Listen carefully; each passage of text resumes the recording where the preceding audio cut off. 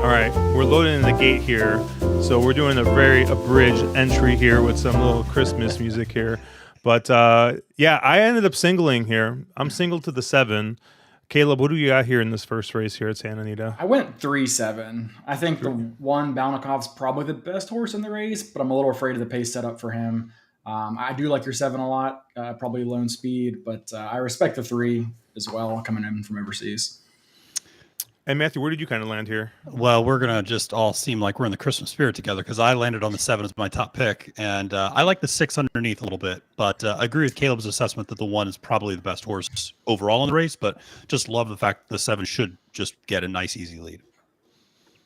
Yeah, and I just always feel like, I don't know, maybe I always feel like on the West Coast, speed is a little deadlier because I always feel like you can at least anticipate who's getting the lead, unlike on the East Coast where you'll have you'll have the 3 speed horses and it's like, all right, which one's actually going to go? I don't know. But yeah, I mean, with Mike Smith aboard, I mean, this was just like the clear, like he's got one way to go and it's to the front. So yeah, Santa Anita generally a track that carries speed on the turf a little better than Del Mar also. So I do think the 7 makes a lot of sense here. 3 was the wild card who looked excellent on thoroughgraphs, but yeah, we'll see. It took some money for sure. Yeah, Matthew's on the 4 and the 7 here. Matthew Bickey, the other Matthew. West Virginia Matthew. Oh, okay, West Virginia. I'm regular Virginia Matthew. Yeah, West Virginia Matthew. So, well, they're coming to the top of the stretch, and 7 looks cooked. Yeah, 7 looks cooked, and 3 doesn't look like he's got it either. It looks like the 1 or 2 from here. Oh, come on, re-break 7. The Mike Smith 7 re-break. Mike Smith is trying to re-break. It's gonna be close. He's gonna give it no worse than third. Who's the horse in the middle? The 2. That's the 2. 2 gets it. I had the 2 written down as my 4th pick in here, but I didn't want to go 4 deep in a 6 horse field. So I'm like, But I did feel like I listened to the Drankin' Champagne podcast, and I kind of agree with Andrew. Like, if you beat Balnikov, you kind of wanted to get alive there, but when he didn't take all the money I was expecting, I decided not to put that much into trying to beating him. But I guess we're all dead. Yeah, well, I was actually really surprised when when I capped this without morning lines, and I was really surprised how much money this 3 was going to take. Just because Mark Glatt's not really one known to bring these over from Europe and win early. I mean, I guess Flavian Pratt tax is why that horse kind of took that money, but that's what I was thinking. That was just Flavian, and then the fact that the 2 of them when they team up, I want to say win at like a 34% clip or something like that. So if people look at that, but when I was looking at not just even the morning line, but just how the line was moving before post, I was really surprised that the 3 took as much action as it did. But good for Ryan Hansen and Ramon Vasquez on the 2. That was a really gutty win, holding off the number 1 horse. 20-1 too. You got paid longest price in the field. Yeah. So is Rosario in town or no? He's off his mounts today. I don't know why. Off all of them? Yeah. Interesting. Huh. Yeah, that was an early exit in the early pick 5. So thank you guys for watching, and we'll catch you guys later.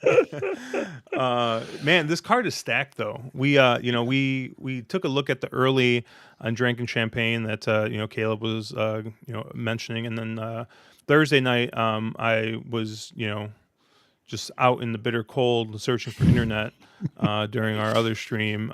So I know you guys covered a bit of the late. I didn't.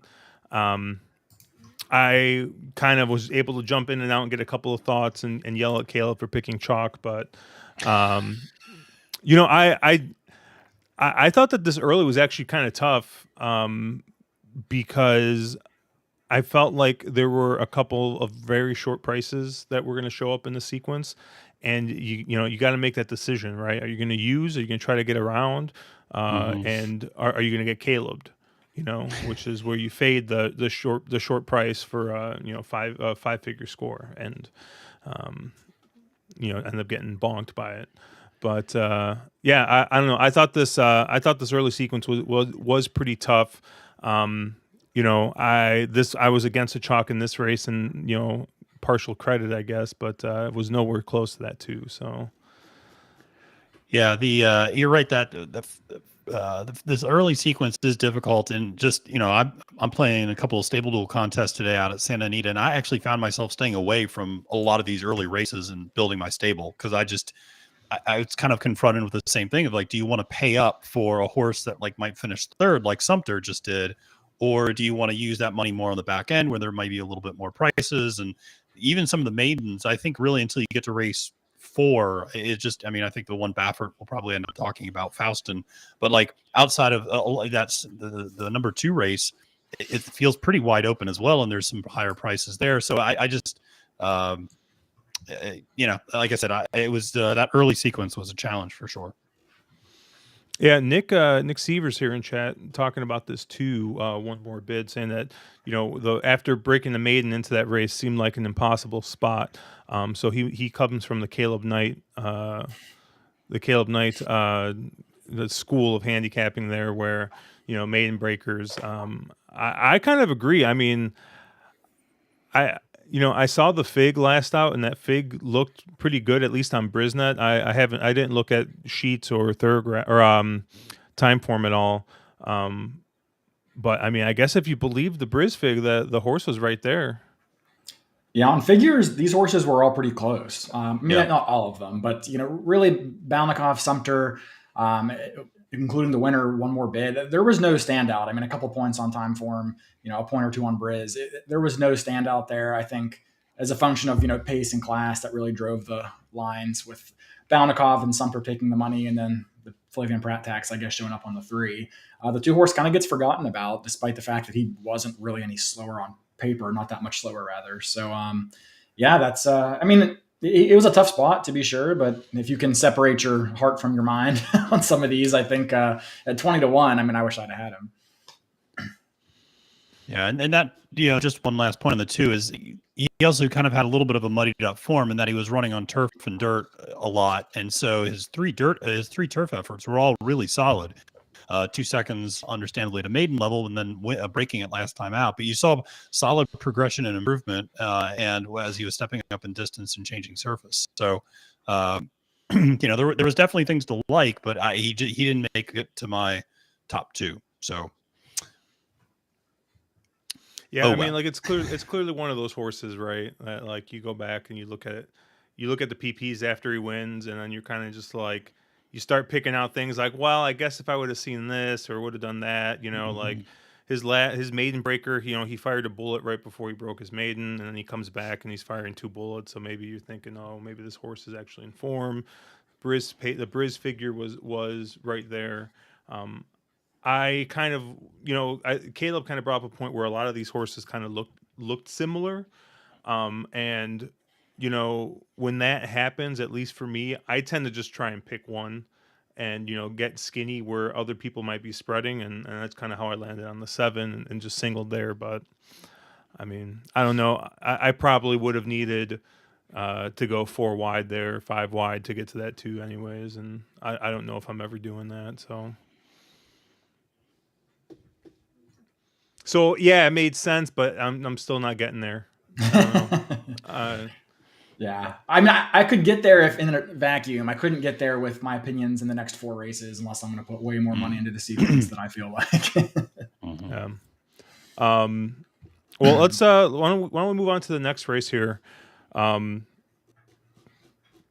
Excuse me. Going ahead to race 2.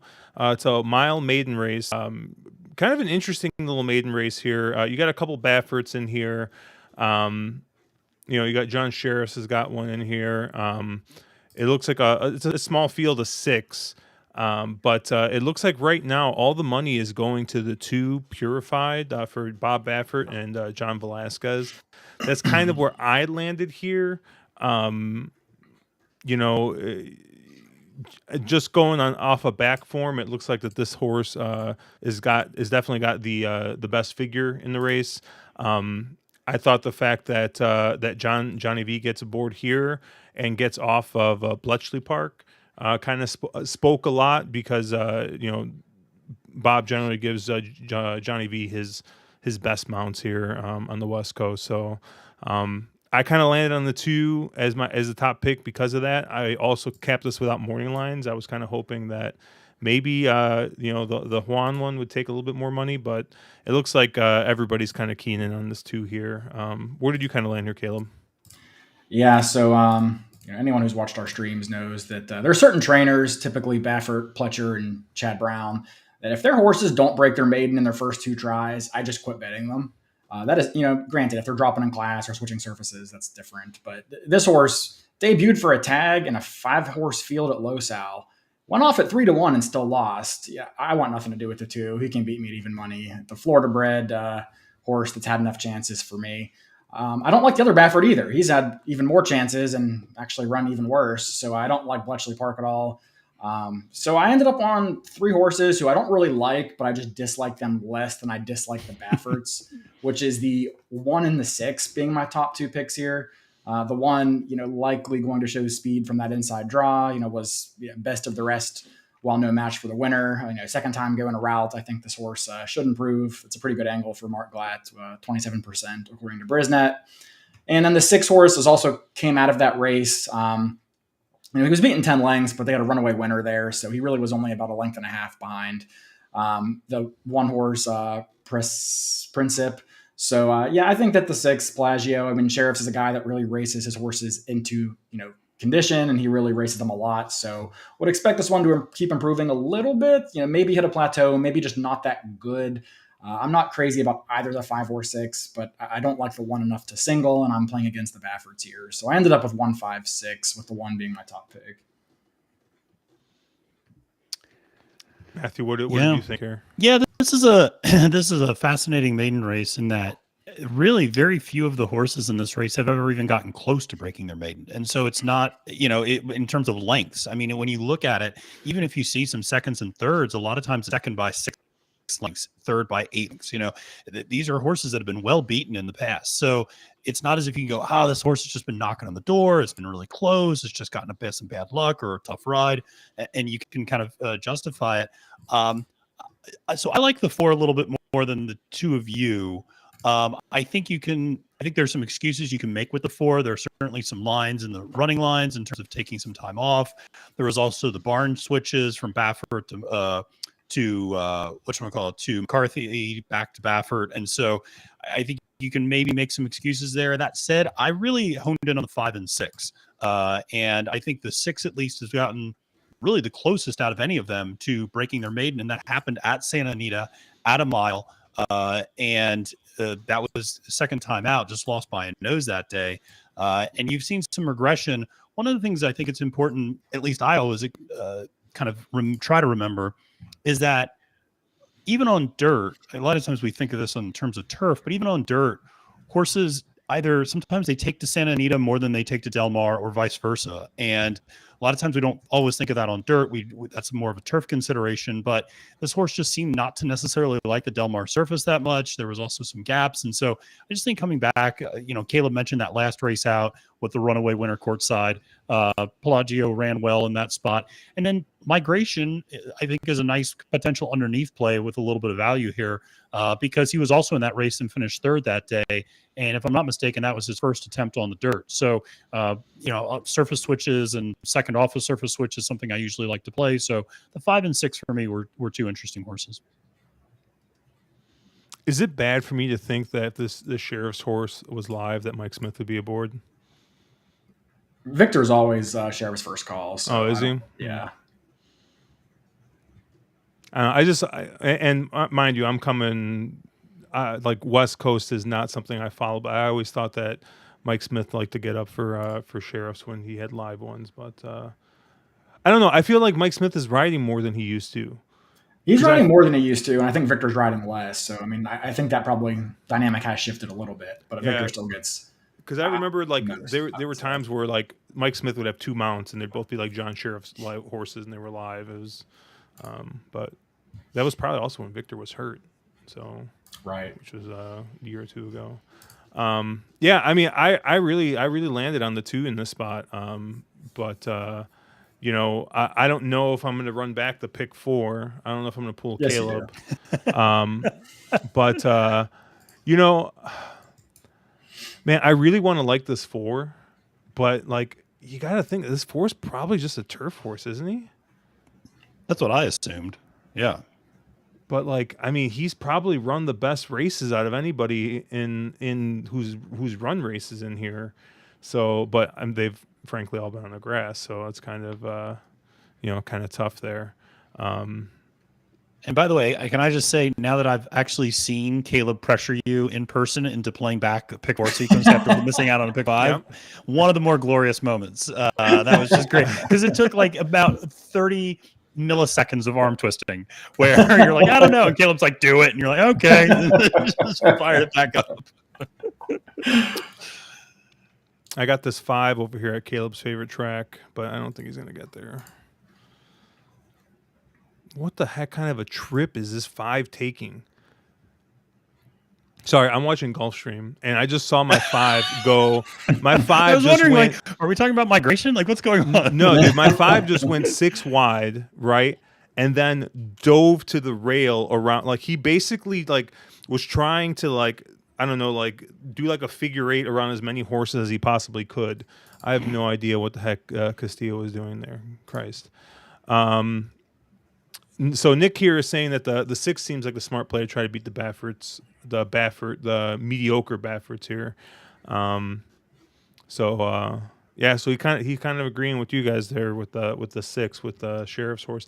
I don't know. I just find it funny that you're willing to give up on a Baffert horse that's got 3 starts, but you're like, these horses that got like 6 or 7 starts, like I'll go for it. Yeah, I mean the difference is one of them's even money and one of them's 5-1. Well, I guess that's true. Yeah, and one of them's a Baffert and one of them's not. I mean, also, there's a moral moral advantage. But I agree with Caleb that if Baffert horses don't break their maiden in like their first or second start, then there's sometimes a red flag, and I'll let them beat me, and I'll kind of go to a trainer who maybe lets their horses run into shape a little bit more. Yeah, I don't. I guess by conventional logic, right? The 1 is probably the horse to bet, right? I mean, when you got a bunch of loser horses, you take the lightly raced one, or you take the new shooter. Mm-hmm. I guess you've seen a little bit of improvement in the 1, but I don't know. It's kind of a bad race. It is a bad race. Yeah, I mean, like I said, like I took the 2. I took the 2 thinking that maybe it wouldn't take a ton of money because of the horse going kind of backwards, and I'm just like praying it runs back to, to one of his earlier races. But at 3-5 currently, I don't even think I can run back. Can even run back to pick 4 if I'm going to be singling a 3-5. So I think I'll pass on this. Although like I really might take a stab on this 4 though. It looks like Nick's saying that the 1 took a huge step on time form numbers, going from a 91 to a 102. Yeah, with a horse with only 2 starts, that's probably the place to go. 5-1 seems very, very square. I mean, that's a nice price on that 1, especially if this 2's taking all the money. Did any of you guys take a look at the free DRF workout reports? I did not. No, they gave them out for free today for Gulfstream and Santa Anita. Okay. So I didn't take a look because I think that for the most part they're snake oil now. There was one Derby day that they were just on fire, and I even remember like Andy Beyer went on Steve Bick the next day to just puff his chest and be like, "Oh, the workout reports were so great," and like I know he has nothing to do with them, but he was just like extolling their virtues. And then like I swear since then, which was like 3 derbies ago, I don't know if I've gotten a single winner off a workout report that wasn't like 3-5 or something. Yeah, I feel like they used to be like, I don't want to say good or better, but like it felt like they used to provide an edge, and now what they provide is already baked into the odds, or a lot of times in my experience, just wrong. Yeah. So it's tough. Yeah. I also I'm also one, especially around the time of the Breeders' Cup, because you see a lot of people doing it then. It's like, these are all champion horses. Like, what do we expect from the workout report? Like, hey, they look great. Hey, no shit. Like, of course they look great. Like, they're great horses. Like, I mean, now, like a couple of years ago when people were like, Latruska's not training great. Like, okay, that's helpful to know that, like, maybe a favorite or a big time horse maybe doesn't look as crisp. But I mean, that's about as, but I don't need a workout report. I just need somebody to kind of tweet that out. I'm like, okay, that's interesting information that I'll calculate into my handicapping, but I don't need a whole report to tell me that. It's funny because I feel the same way about like physical handicapping, right? Like you'll go down, you look in the paddock, and like it's like, oh, hey, it's a grade 2. It's like all these horses look great, like it's Yeah. whatever. I mean, I will say that it's worked out for me once, and that was at the Breeders' Cup. And it happened to be, Ed, had given a couple of us, paddock passes for different races. Mhm. And I had a paddock pass for the last race on Friday. That was the juvenile turf. Yeah. And the horse that won, it was the one horse. I don't even remember the name of it. Oh, the Aiden O'Brien horse, right? Yeah, but the horse, he walked past, and I'm like, that's a fucking horse. And like, I know nothing about horses, right? Like, I know not like, I mean, Yeah. I've been following horse racing for a couple of years. Was it like 5 years at this point, maybe? And like, I just like, I've not been around it. Like, horses look like horses. Yeah, that's like, yep, or that's got 4 legs. Like, right, whatever. I don't know what a big or a small horse is. Like, but I remember being like, wow, like seeing that one walk past. I'm like, wow, that's a fucking horse. And I go back upstairs, and some of the one of the ladies that we were sitting with at the table, she turns to me, she goes, did you see that one horse? I was like, I thought the same thing. That horse looked great. And that the horses, won super easy. And it was the first time I've ever like just like looked at a horse. I'm like, yep, that horse, that's the best looking horse. That horse is gonna win. And I'm sure the next 20 times I try to do that, it's not gonna work out. But it worked out that one time. So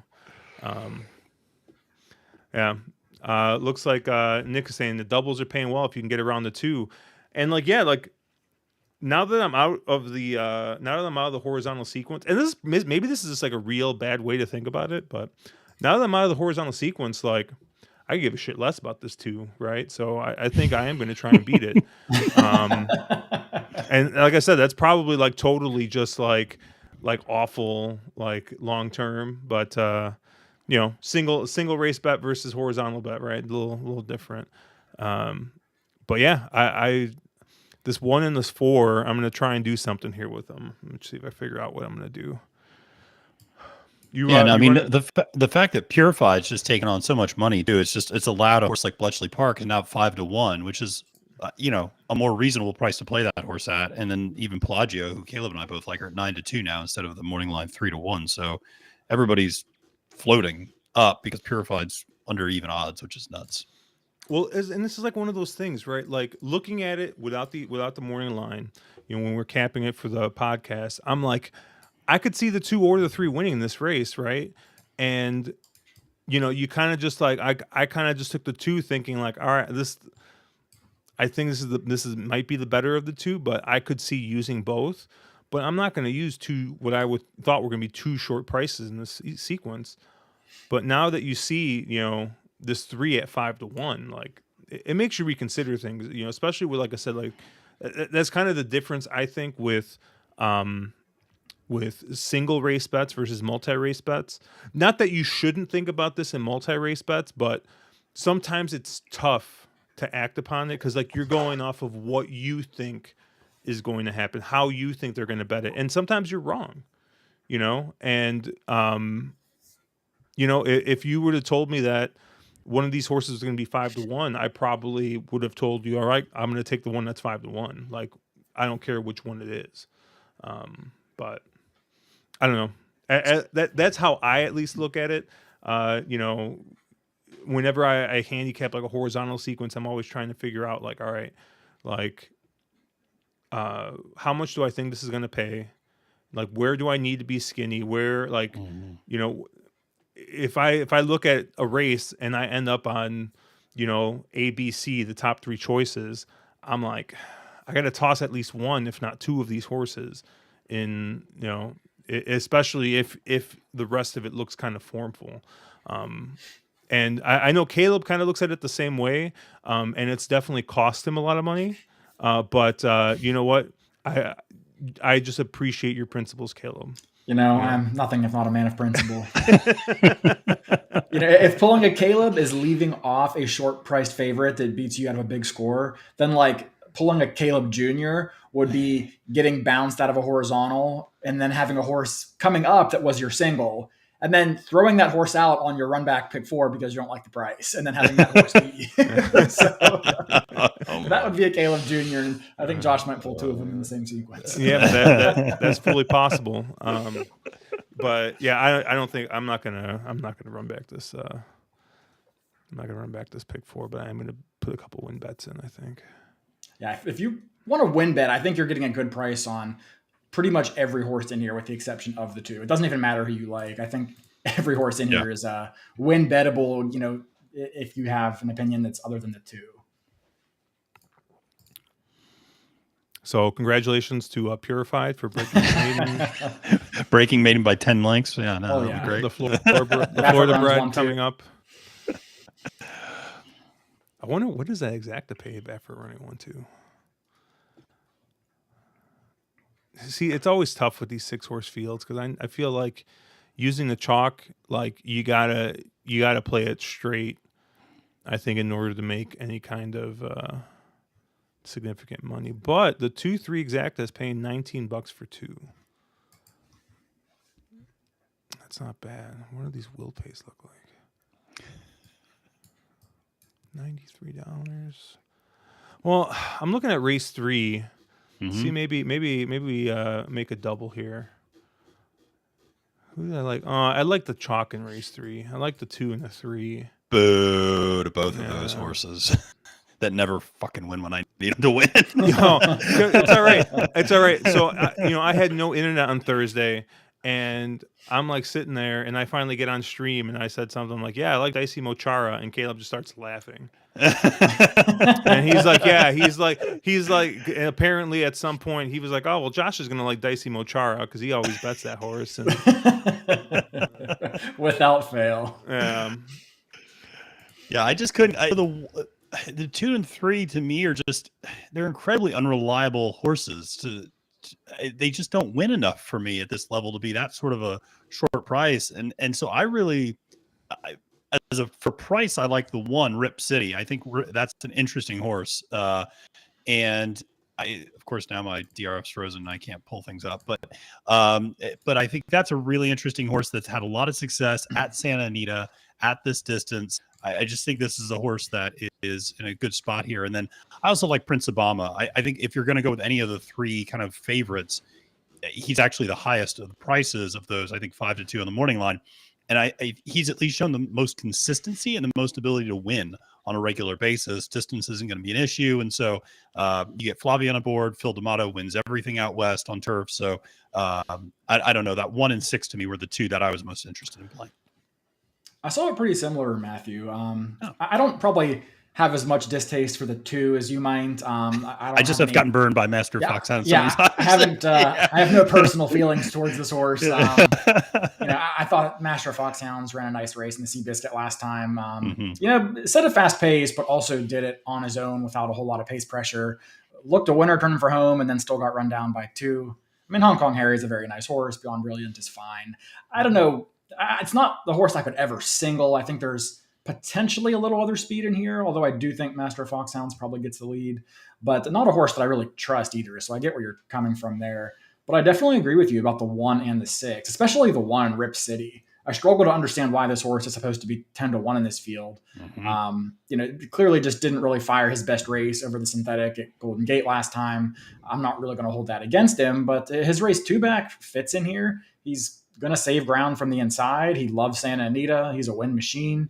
He wins at this distance, and he should be forwardly placed, but certainly doesn't need the lead here. So I think that Rip City makes a ton of sense. And then I agree with you on Prince Obama, who is going to be shorter than he should be just because Pratt's aboard. Not a horse that I also really trust, to be honest. Cutting back from a mile and a half, where he kind of wired on a slow pace back down to a mile and an eighth here, where he's unlikely to make the lead. But he is versatile. You get the best rider in the colony, and he's one that I'm not going to let beat me, especially if he's not the favorite. But I might actually try to fire some doubles here into this one because they're very good going into Rip City next race. They are extremely good. I just took a look at them. Yeah, like the one double is paying 164 for $1 or for $2. Sorry, so that's very good. the 1-2 double is not paying bad either. It's paying 30, but or 29 now. But I don't know. You guys got me just completely going against the horses I actually handicapped, which is something that Caleb is really good at doing. Dude, for the long, like I really did try to get to this 5-horse Bob and Jackie really hard, but I just think that there's going to be too much speed. He loves Del Mar more than Santa Anita. That's a horse for a course. I know there's a lot of debate about whether that exists, but he runs really well at Del Mar and a little less so at Santa Anita. Yeah, I did see John Massey did like the 5 here. He also liked the Chad on horse, the 6 Prince Obama. Matthew starting. Matthew. Oh, it's Phil DeMato. Why did I think it was a Chad Brown horse? Well, I mean, they roughly are the same person, just existing. Yeah, on different exactly. Yeah, true. And then Matthew here is starting with a pick 4 here with the 3-6 here, and he's going to be going wide next race 1, 4, 5, 6, 7. So that's interesting. He's basically just fading the 2 short prices next race. So it's like he looked at my PPs and is like, oh, Josh likes the 2 and the 3.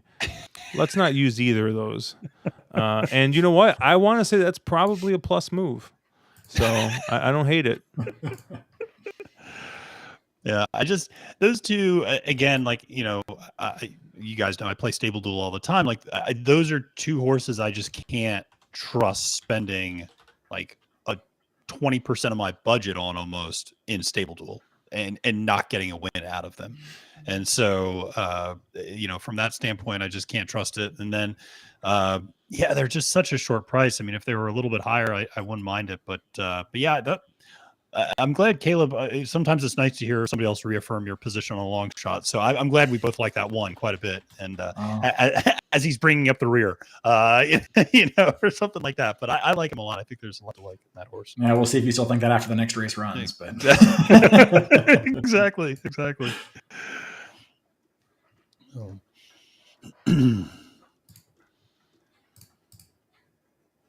But we are, I guess, are they about to load into race 2? I think. Yeah, it looks like they're in the gate at Santa Anita. Yeah. And they're going to the gate at Fairgrounds. I doubt either of you are looking there, but they have a good card today. A lot of stakes races. They do. Yeah, they got the 5 stakes. Is it 5 stakes races? It's a huge, it's like a 13 race card, and they have all listed stakes, but it's a pretty good card. Yeah. So good start at Santa Anita, and looks like Bletchley Park in the 4 going to the 4 is going to go out to the lead. So. All right, let's go 4. Did you end up betting the 4, Josh? I did a double 1-4 into the 1-2 next race. Okay.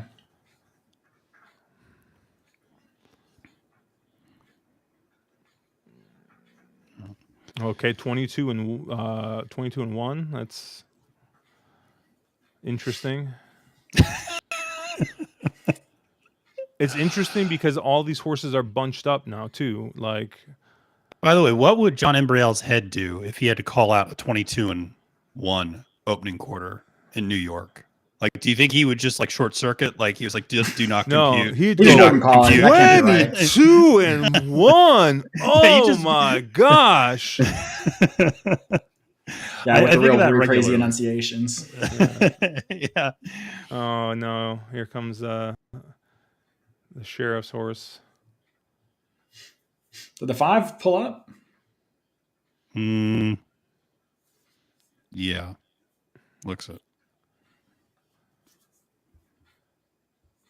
And now it's just a battle of attrition down the home stretch. Yeah, it's like, all right, these Which horses of these stumbling horses home. wants to not lose? Never feels good when you're hoping to outbreak a Baffert in the stretch. Yeah, with the two's coming like a freaking freight train here at the end. It's going to be a Baffert either way. Oh, dude, the one looked like he was making up a little bit of ground there up the front. Yeah, that was a very, very sorry field. That was, yeah. 2 horses pull up and the top 4 others stumble home. Seriously. I mean, that was the thing. I mentioned it when I just a second ago, but that was the thing that really surprised me about the PPs. It was just like nobody looked like you typically see a couple of races where like, that horse just got a bad trip, or that was bad luck, or this horse is bridesmaid all the time. But you're just looking at the PPs, you're like, Jesus, beaten by 5 lengths, beaten by 7 lengths, beaten by 10 lengths. You're like, does anybody want to win in this race? You know, I kept looking up and I'm like, is this a maiden claiming race, or is this like a cow-bred race? Because like for an open maiden race, it was too bad to be real. I'm like, what is going on? Yeah, but you ended up getting, I think, 3-1 on Bletchley Park on the winner. So on to the San Gabriel. And Caleb and Josh, I'm interested. What do you guys think? So I love the way they structured this card. Like, I love starting off like a graded stakes race. I think it's a lot of fun. What are your thoughts on this? Like races 1, 3, 6, like just firing off early with a graded stakes. I'm glad that the 6 is nowhere near any horizontal sequence I would want to play. That 6th race, I feel like feels like a trap. The 6th race? Yeah. That's the country grammar race. I like the structure of the card. I mean, I don't really care to have like an all stakes pick 5. That doesn't do anything for me. I just want competitive races that are good field sizes. I don't want 1 to 5s in every leg or anything like that. So I like the structure of the card. I think it's cool to start off with some stakes racing, which were competitive fields. I mean, that we've seen so far. Races 4, 5, and 6 kind of feel like a dead zone to me because you have 2 maiden races where I really have no strong opinions in either of those. And then race 6, I probably maybe have an opinion a little bit more of than Josh, but it is a race that it's a tough race to handicap and for having a relatively small field. But in general, I like the sequence. I think the late sequence is excellent with some of those allowance races drawing huge fields. And then, it's just a good card. I like the way they put it together. Like I said, I'm just glad that that 6th race isn't anywhere, because I would do super dumb things with that race, which is either single country grammar and he finishes last, or single stiletto boy and he gets pulled up like a quarter of a mile into the race. I don't know. So I'm glad I literally was handicapping this thing, and I'm like, oh, I got to the 6th race. I'm like, all right, there's no pick 5 here. I'm good. I don't have to even think about it. That being said, I used to let a boy in the tournament. So, did you end up firing that tournament, Caleb, or no? I did. Yeah, I mean, I just saw last minute. I don't think I've cashed anything yet, though. Oh boy, Sham Pals had the 2 horse in the first race. So he's got $58 already. Fucking bastard. I'm holding down a tie for 12th, which also happens to be a tie for 24th because we all have 0. But I have a show, so I have a tiebreaker. Yeah, I went 7-1 through the first 2 races, and they didn't really show up. But I do have City Rage coming up, so let's hope me and Matthew's boy gets it done here. Yeah. Rip City, you mean? Rip City, not City Rage. I get this City confused. Rage. Who the heck is City Rage? It's another. I might have used Bob and Jackie in here. I forgot who I used in this. That's the nice thing about tournaments, right? Like I can go ahead and use a horse like that. Let's see my entries. Who did I use here? No, I used Dicey Mochara because I'm a chalk eating weasel. Oh man. What you got anything cooking over at Fairgrounds, Caleb? I do not. I just got beat by a 3 to 5 bred cox horse. Oh, that sounds about right. Yeah, it's on brand, right? Yeah, very. What horse? What race was that? Yeah, that was the 4th race that just went off. I had the 6, so I don't think that was the Brad Cox horse. No, I like the 6 also. I just noticed that apparently Saez is not in town, and he was named on the 6, and it was David Cohen, which probably would have changed my opinion a little bit. But yeah, it didn't really matter. The 3 was tons the best. Yeah, although I think the 5 kind of blew the break and got up for second. I didn't see the full race, but I think the 5 maybe ran a nice race there. He got third, so it doesn't matter. But he was 20-1, so big card though. Yeah, I singled the 5 in race 3 and got dummied by I think another short price. I think the 1 horse. Yeah. So I've not been close at Fairgrounds. I don't know. Fairgrounds has been just a mystery to me. It's been very hard. I made a lot of money there last year, but this year it's been extremely difficult for me. And I don't know if the track has changed, if it's the fact that there's no turf racing that's thrown me off, or I don't know what it is, but I have not been seeing the ball well there either. Yeah, I guess they're finally bringing turf racing back today, right? There's 2 turf races today. Yeah. So, all right. So Nick Sievers hit the dollar exacta there. He's got a $2 double going to the 6 here. So at Santa Anita, to Prince Obama there, and looks like Master Foxhounds opened up at even money, which. Looking at the doubles, it looked like the 2 was going to be absolutely slammed. So that's interesting. What did you guys end up doing in race 4? I was like super not creative, and I took all 3 of the Baffert first time starters, which is probably just like one of the most disgusting things I've ever done. But I don't know, Matthew, where did you kind of land there? Yeah, so I may have let horse racing Twitter influence my pick here, but there's been just so much buzz about Faustin through various people on horse racing Twitter, and it just feels like this is one of Bob's big horses that he's going to be trotting out today. Although God knows next Friday there'll be 3 more that he trots out that look to be freakish as well. But Faustin did seem like the logical kind of up top. I do like Sonoran, the 4, the other Baffert, which you're actually getting a little bit of a morning line price on at 6-1. So I could understand why people would want to go with that horse. I talked to Ryan Camino, who lives out in California, and he said that people really are high on Sonoran and say that he actually covers ground maybe a little bit better than Faustin. So I think that 4 is a live play, but 3 and 4 is where I went for my top 2. Yeah, so this is a tough race, and I'm going to try my best to mask my disgust for Josh using all 3 Bafferts. But with that being said, I think Faustin is the Baffert that you want here. My kind of question with him is that, I watched one of his works on XBTV, and he just sort of strikes me as a horse that probably is going to do better when he's stretched out around 2 turns. He doesn't really seem like he has a ton of early speed straight out of the gate. I know he has that crazy gate work 2 back.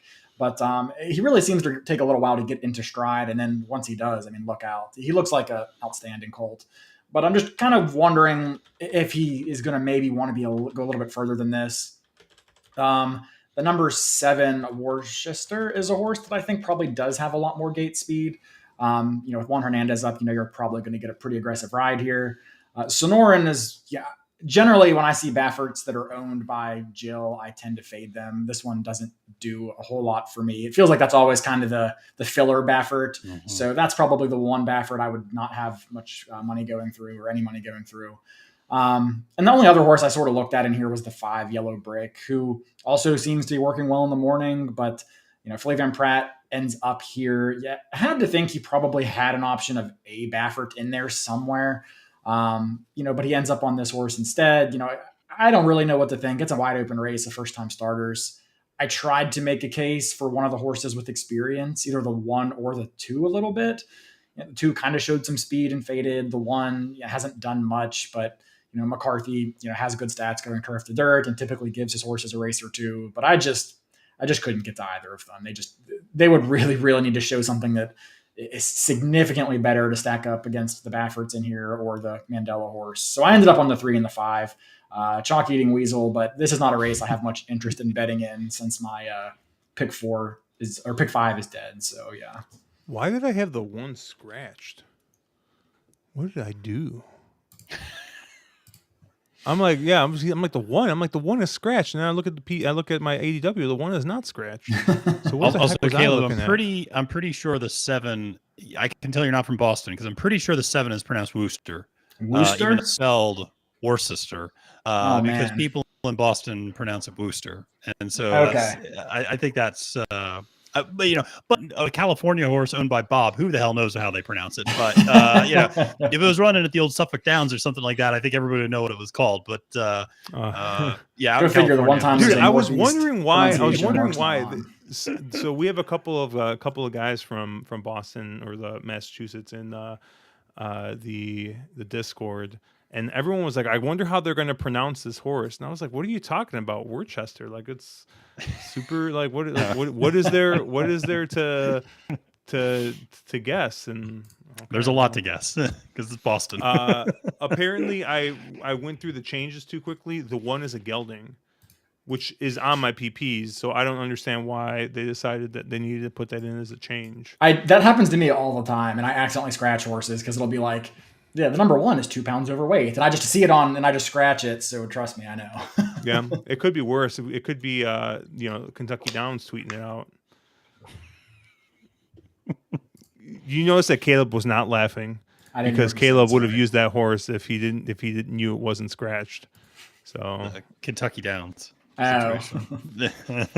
Oh yeah, do you remember that when they? I do. They Yeah, posted that the horse cost me scratch? the early pick 5 at Kentucky Downs because they Yeah. marked him as scratched, and then he actually wasn't. But I'm not bitter at all. Oh boy, John Massey saying that in England, same spelling, Worcester. Mm-hmm. Yeah. I thought they had a whole tea party and everything in Boston to kind of move away from England. Yeah. So I'm surprised That's why they using the pronounce it same. Worcester. That's the hell with your pronunciations. We're going with Worcester. Yeah. So why don't we just kind of keep on going here? Race 5 then. How are we closing our now dead pick 5s here? I ended up using 4 horses. And I think Caleb and I both agreed that if this 12 goes off at anywhere near the 30-1, there may be withdrawals being made from retirement accounts, and I don't know wherever else we can get money from there. But Caleb, where did you kind of land here? I do really like the 12. I think 30-1's a terrible line, but I think I really like that horse in here as much as I can really like any horse in here. But therein kind of lies the problem, is that I have like 6 horses written down. And this was a race I was hoping to just get a live 2 horizontally and have some spread and hope to catch something, because I really can't play anything in this race otherwise. I think for me, the 2's probably the horse I wanted the most of. It's hard to say if he should have or would have won last time because he never had a clear run. Rosario did that thing where he doesn't know you're allowed to get off the rail at any point, and no racing room opened up. He's not in today. He's off his mounts, and Kimura took the mount. I haven't decided what I think of him riding in California yet, but that definitely dampers my enthusiasm on the horse a little bit. Other than him, I mean, I think you got to look at the 4, who is another shipper coming in with Flavian Pratt aboard. That fact alone is going to make the horse take money, but he makes some degree of sense in here. My real opinion in this race, Josh, similar to what you kind of said on the podcast, is I don't like Dandy Man Shines. I think he's going to be your favorite. I think he's going to take money because he competed in a few of those grade 3s, but a lot of times these 2-year-old graded stakes races are just glorified maiden races with bigger purses. I mean, sometimes they're literally won by maidens. And you get horses that show up. I mean, he lost to Pax Wallop twice. I'm not saying those are bad or terrible fields or anything, but when he dropped back into maiden company last out, it felt like he's supposed to win that race. When he didn't, and then he's going to come back in here, which appears to be a very contentious field, a big field, a lot of ways to go. I'm not eager to settle on a short price on a horse like that. So I'm going to be against Dandy Man. I'm going to have I would have had about 5 or 6 horses going, and I won't talk about all of them because I'm sure Matthew has something smarter than I do. I don't know about that, but I definitely have an angle that I love to play in this particular race, which is the number 10 horse Smart Code. You give me a horse that's second off a layoff that's getting blinkers. Hell yeah, man. or not second off the surface, which I should say. Big fan of Smart Code. I think, this horse last time out tried the turf for the first time. In terms of the Beyer speed figures, you see a huge perk up. And the biggest problem with this horse is he spotted the field 13 lengths, still closed strong, and finished a driving fourth. Now you get the blinkers. Horse should be more forwardly placed. Hopefully you still have that same kick. Just really like everything about this horse. I don't think you'll get 8-1, but because I think this horse will probably take a little bit of money, but I really like this 10 quite a bit here. And then the other horse that I like a little that we haven't touched on is the 3 Secret Treasure, 12-1 on the morning line from Michael McCarthy. It gets Frankie Dettori aboard. We have not mentioned Frankie yet today, but obviously that's going to be a big storyline throughout the year, his final year of racing and kicking it off at Santa Anita, potentially closing it out at Santa Anita at the Breeders' Cup this year. But gets Frankie aboard. This is a horse, again, kind of perked up a little bit off a layoff on the turf. Didn't even necessarily get the best trip. I mean, there was a lot of traffic. Just never really got a full head of steam, I thought. And so with a little bit of a better trip, I thought this horse could see a significant improvement. But I agree, it's a very spready type of race. But for me, I really like that 10 quite a bit. I'm with you on the 10. I'm glad you mentioned that because that was probably my second pick in here after the 2. He looked a little green in that last race too in the stretch, kind of drifting in and out and floating around. Had some trouble. Yeah, I do really like that horse. I don't know that I trust Kyle Frey to work out the right trip from the 10 hole, but but I do like the horse in here, and I don't know if you get 8-1, but I think you'll get a fair enough price. Yeah, that was my concern, right? Is that whenever you get a horse that like runs into a lot of trouble, and then like you get the same jock aboard, and especially if it's one who, I don't know, maybe you've seen give similar rides other times. Kyle Frey is not necessarily my favorite jockey out in California, but I guess you could do a little worse. So yeah, I'm with you guys on the 10. I didn't go back and watch the replay, but Caleb, I'm assuming you did. The notes say that the horse kind of checked up a couple times. So was it really as kind of as bad as the notes made it out to be? It was very early, so it was like going into the first turn. He had to check twice. He did lose some momentum. I mean, he probably would have been maybe 6th or 7th going into that turn. Instead, he probably lost 2 lengths and 2 or 3 positions. It wasn't like that lost him the race, I don't think. But I think it makes sense. That's why they put the blinkers on, because Frey was trying to get the horse to show a little bit more early, and he just didn't really have the speed to hit the hole and had to check a little bit. So I think that makes sense. I also think there's a chance that trouble, I won't say it benefited him, but the race totally fell apart up front. So, all the winners came from well off the pace. And I think that may have actually helped him out a little bit to be further back. But no, I mean, I wouldn't read too much into that. The greenness in the stretch was more the thing that I noted. Yeah. Did any of you guys talk about the 8? I didn't talk about him, but that was a pick I really liked as well. So yeah, what do you like about him, Josh? I like the 8. Kind of going back 2 back. That figure seemed to fit. This kind of seems like the horse has really only got one, I think one option here, and that's to go. And like I said, I tend to prefer turf speed on the West Coast because you kind of know what you're going to get. Mario Gutierrez is not going to pull a Rosario or an Irad or name your favorite East Coast jockey. On this 8, if the horse needs to be forwardly placed or is naturally forwardly placed, he's going to send them. So I thought it was a pretty decent price. I wasn't really in love with any horse in here, so it's kind of just like one of those things. The horse ticks a couple boxes I like. I think the price is going to be right, and I honestly think this horse might float up even more. Just because of the connections, right? Antonio Garcia was 0 for 44 in 2022. So no one's gonna bet this horse, and I think the horse finished behind half a length, 2 back, behind a length and a half last race. So the horse has been right there at long prices. So. Yeah, I'm going to take a shot here with the 8. obviously, we already talked about the 10 and the 12. What do you think the other that horse 12 I used, I'm sorry. What do you think that 12 actually ends up at? what, 6-1? I don't think it'll be that short. It's a big field. I think the Dandy Man's going to take money. I think he goes off probably 10 or 12 to 1. Yeah. The other horse I used was the 4. And I think you guys kind of talked about it. And I honestly wouldn't be surprised if this 4 took a bit of money and was maybe closer to 3 to 1, maybe even 5 to 2, second choice. Flavian sees fit to get aboard here. Horse ran second over soft going overseas, and when I was talking with Andrew on the podcast.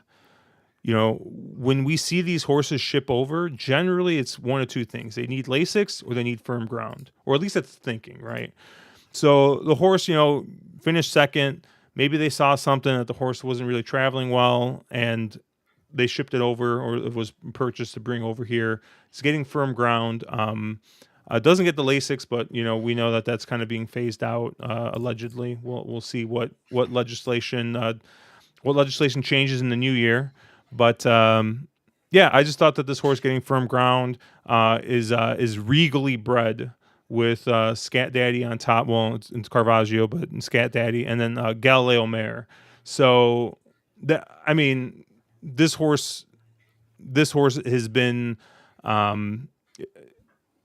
This horse is probably has the best breeding, and although there was an argument the other day on Twitter of a certain person who may or may not be selling a product towards maidens who does not look at pedigree at all, which makes me wonder what he looks at. Anyway, okay, what are you looking at then? I just think it was kind of a pedigree play. You see Pratt getting the board.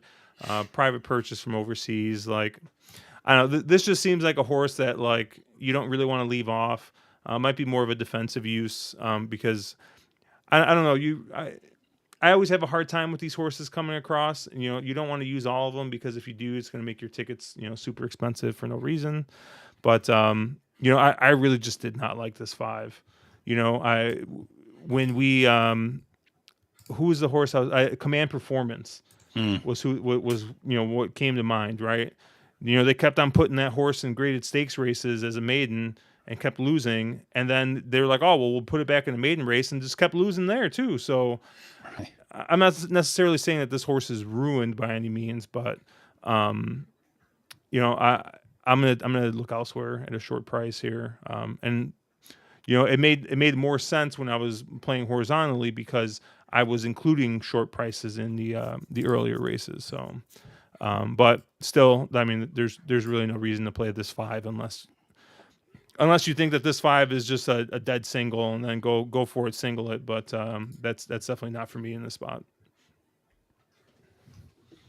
Yeah, no, I think your point about who to play coming overseas is a good one. And one of the things I typically do is look at the success that trainers have had with that type of horse. And in this case, Leonard Powell hasn't had success with his coming over, but obviously you brought up all the pedigree plays and Flavian being aboard, so there's a lot to like. But sometimes that trainer stat will be the deciding factor for me of going, well, maybe this horse needs one under the, just needs to get used to the new footing, the new ground, whatever, and going 2 turns or something like that. And so just maybe needs to get used to some other things before they fire off their best. But this is a very wide open race.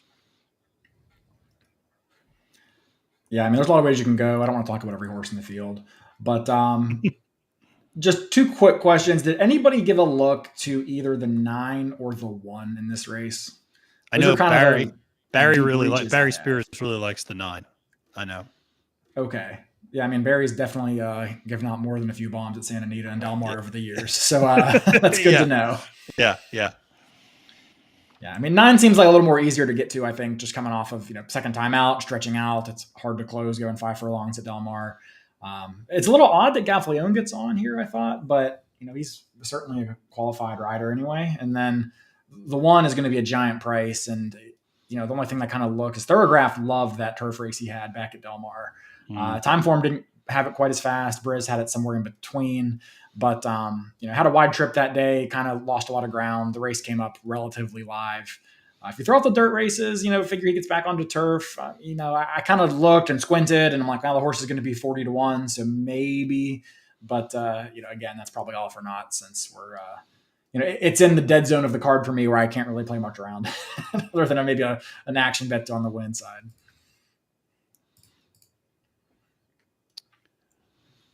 So I don't even want to mention what I just bet.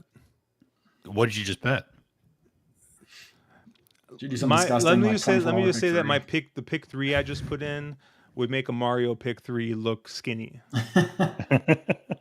So, well, I will say I think I'm going to win bet this one. Rip City at 10-1. I thought he would take a little bit of money, but apparently he has not. And I think that's even if he loses, I think that's a fair bet for me. So I'm going to probably take him to win, and depending on what the exactas look like, I might put him underneath the 6 in an exacta.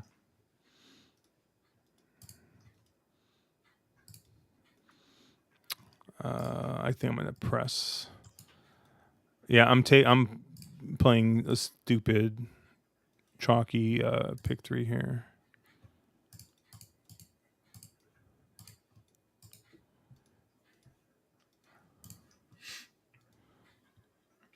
They are in the gate at Fairgrounds. I think there's a middle pick 5 here.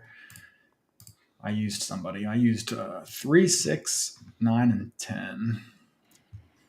I don't even know who the favorite is. Looks like the 3 is a 8-5 favorite. Oh, Jared Bush in chat. To no one's surprise, he's alive. Jared Bush has got the 2, the 6, and the 4 here in race 3. Yeah, I'm playing a pick 3 here. I'm using the 1, the 2, and the 3. And then I'm pressing the 2.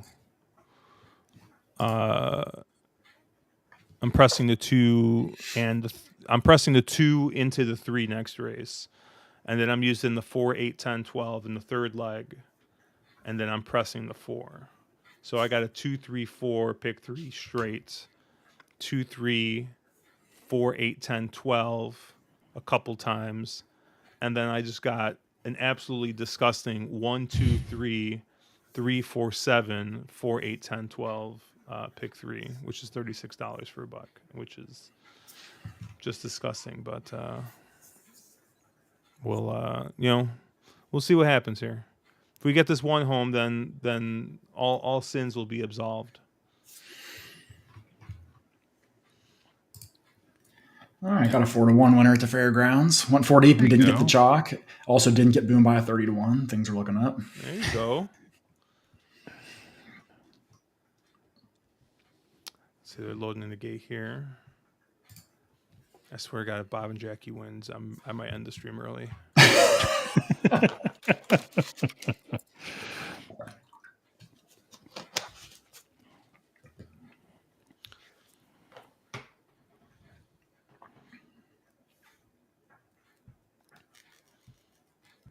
Worst case scenario for me is this 6 wins. So congratulations to anyone who's got the 6 on their tickets. Is it Prince Obama? Yeah. Yeah. I bet the 1 to win, and then I played a 2-6 over 1 perfecta, which means Dicey Mochara beats me in the 1-run second. Well, there was just a giant clusterfuck at the start there. Yeah, it looks like the 6 through the 2 all broke in. It looks like. Although I think it worked out for our boy Rip City. I mean, he came. It did. It did. Rip City had a nice situation Rip City going decided to avoid all that. Yeah. Yeah. Master of Foxhounds is. Yeah. He's going to be ranked here in a second. Yeah. He looks like he's tugging already. I'm not like super. The 2's a little bit rank inside there. Yeah, I'm not super I can't remember. How he kind of travels, but he does not look like. Well, he looks like he's settled down a little bit. I mean, even though he had some trouble at the break, like I still would have rather Rip City been where the 2 is going into that turn, but I'm kind of glad Yeah. he's letting the speeds go. I Yep. didn't really want him trying to wire this field. Yeah. No, But I wanted him to be close. I didn't want him to yeah, be on. I think now Yeah. he's kind of settled in where I thought he would be. So Yep. I mean, Yep. no excuses from here if he's got the horse. Well, I mean, what you're going to want is you want Jose Valdivia Jr. to just push this 5 here and wear this 2 out. Don't you dare do it, Jose. Fall off. Looks like he's asking the 1 and he's not responding. So maybe not today.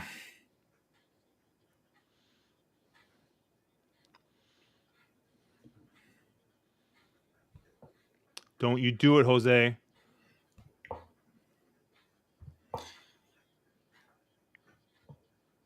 Someone flying on the outside. Yeah. And Prince Obama's just running into a wall of horses, which is always a great my way God. to ride. Josh's horse. Yeah, now I feel stupid. I'm like, oh yeah, I'm only going to use it on the one spread ticket. Dicey Mochara. God damn. Yep. Although I will say, if you had Prince Obama, you can't be thrilled with that ride. Yeah. Flavian. I hope that was Just, Flavian what are we Pratt. doing? That was It Pratt. I mean, that was like he channeled his God, inner Rosario, where all he has to do is tip outside, and instead he tries to spin horses and gets sawed off. Yeah. No, it was a terrible ride. Darn, I have a tear for Flavian Pratt right here. In case you didn't know, Matthew, I'm still bitter about the country house debacle. So. No, I know. I see you mention things from time to time. And so that was a debacle. God, I remember watching that. That was surreal. But Oh, Matthew had that 7. yeah. Oh yeah, look at Jared, man. Jared's just putting it all out here. I'll leave it up for a second. He said he hasn't played in months, but he's been playing a lot of craps. So I still I don't know if I've ever told you guys this. So I've played a lot of craps in Vegas. Mm-hmm. I've never once played live dice.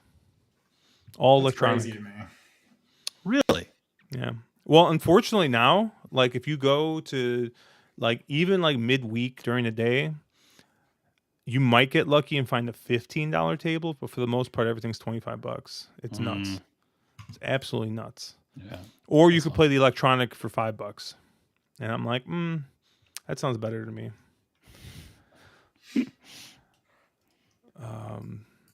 Yeah, Matthew, he had the 7 flashiest and almost got there. Yeah. He was coming. And Nick's saying that he doesn't know if the 6 had the horse there. Oh, Nick's saying Flamingo's got $10 midweek.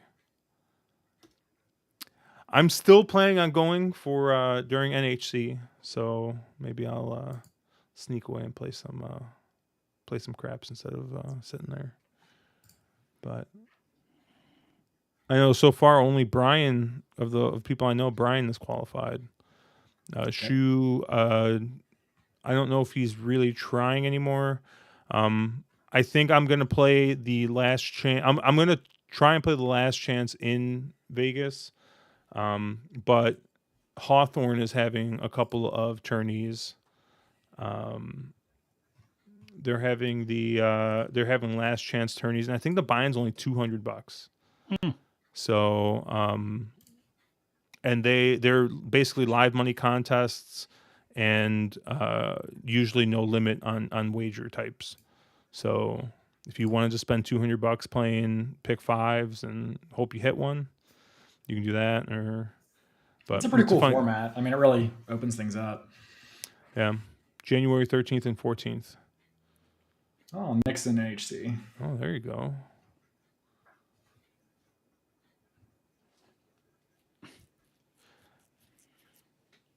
Yeah, I went last year, and it was at Bally's, now Horseshoe Las Vegas. But you know what kind of sucks is they moved it to March because it was on Super Bowl weekend this year, and so they moved it to March, and March is infinitely more expensive than late January was or early February. I was comped the whole weekend at Bally's, and I really don't play at Caesars much, so it was a cheap trip for me. It was just like, hey, buy a flight. Oh wait, the flight's only $150 round trip. Like, it was a real cheap trip for me. But it's looking a little more expensive this year, so we'll see. Yeah, I know. Chase, the Wolf of Oaklawn, has been trying to pitch the Sports Gambling Podcast Network like a whole series of sending him out there to cover it as like a correspondent. And then all of a sudden he sends me a Slack and he's like, hey, do you want to come out with me too to Vegas so we can cover it together? And I'm like, I don't think they're going to go for this, Chase. Like, like, sure, like I'll come and hang out in Vegas for a weekend, but like, I don't know. I guess if I'll twist my arm, I'll go to Vegas and hang out with you. I mean, right, exactly. Like, yeah, that's great, but I have a feeling nobody's going to pay for us to do this. Dude, John Massey, just 6 conferences are having their tournaments in Vegas. Wow. And those tournaments are the weekend before March Madness, which happens to be the weekend of NHC. Oh, that man. explains why it's so expensive. Like normally, basically outside of like peak times, I usually MGM will comp me at least the cheap places, right? Like up to like Park MGM. Like I'll get like Park MGM, MGM Grand, Luxor, Excalibur, Mandalay. I'll usually get those comped whenever I want, and then like during the week, I could stay at basically anywhere. And like I looked, and I'm like, they want like $500 for that week.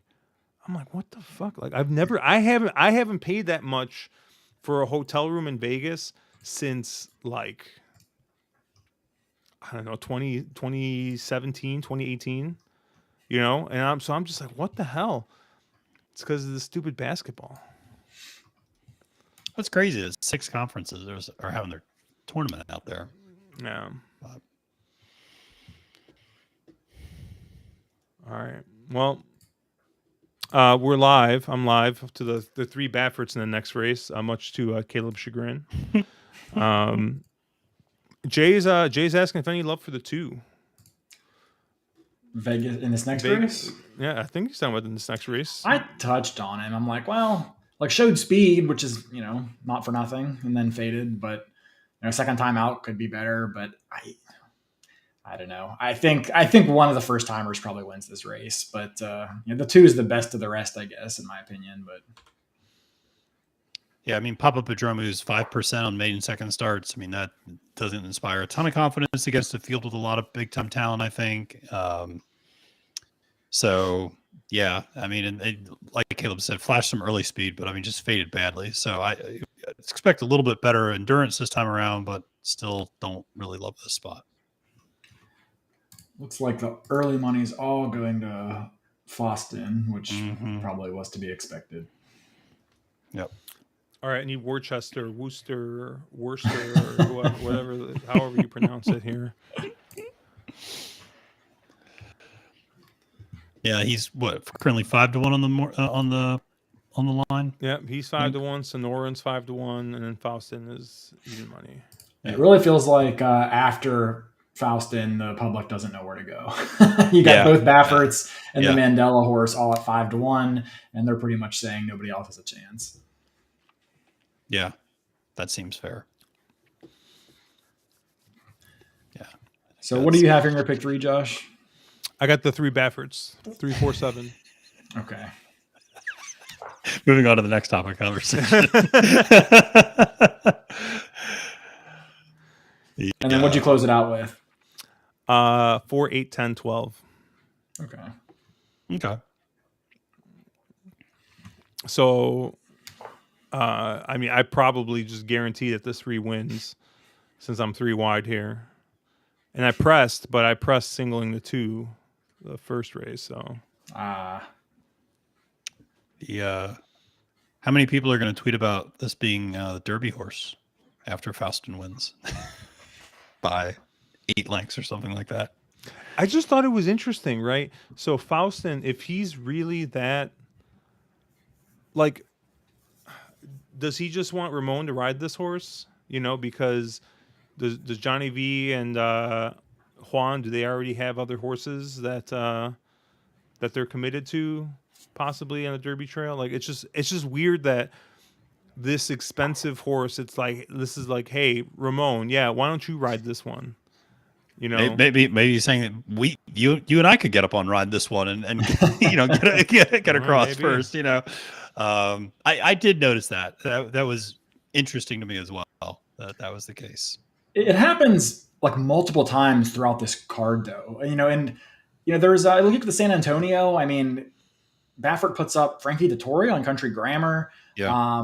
Which doesn't make a ton of sense. Like Pratt seems to be on probably the worst of the Baffert charge in that race, and then Juan ends up on a horse stepping way up in class and in distance. And then again, there's another race in I think the La Brea.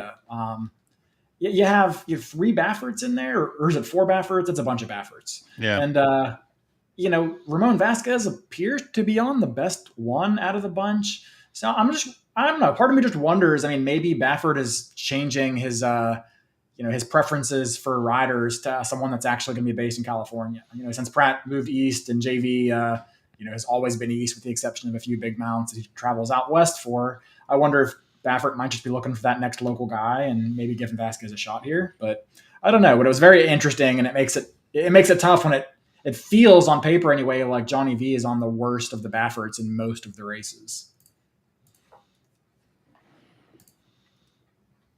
Nick saying, wife gets first choice rider, JJ gets the top owner. So, Natalie's like, yes. Give me Johnny V. Yeah, it will be interesting to see how the jockey colony shakes out after this opening weekend.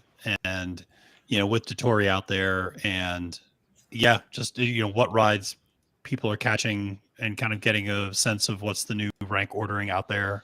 I think this is a really interesting weekend just to see what Dettori is bringing from a riding standpoint to this final kind of swan song. So, but I think Dettori, if I'm not mistaken, rode Country Grammar over in Dubai, correct?